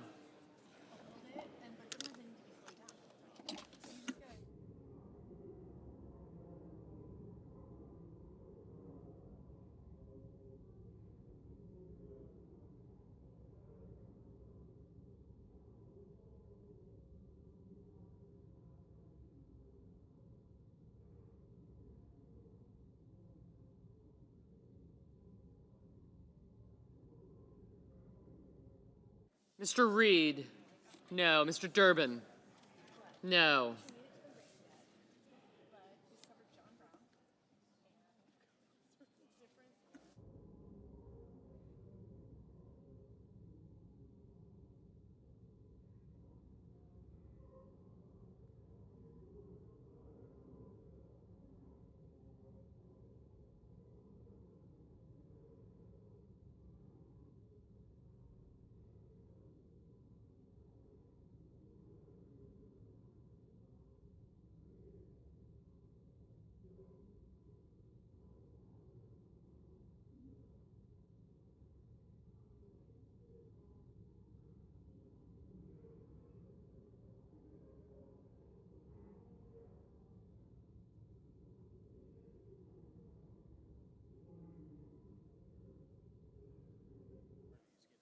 Mr. Merkley, no.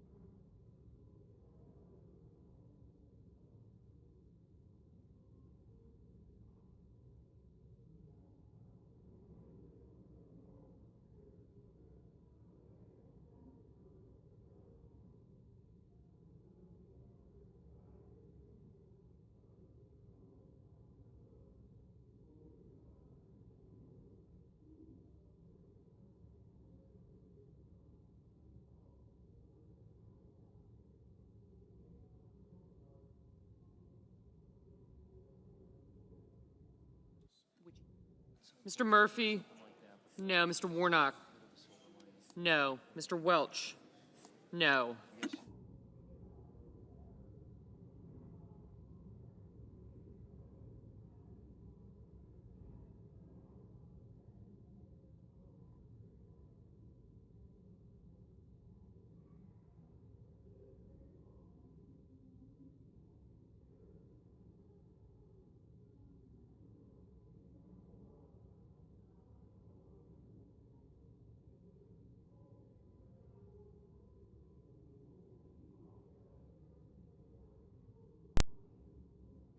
Mr. Paul, aye.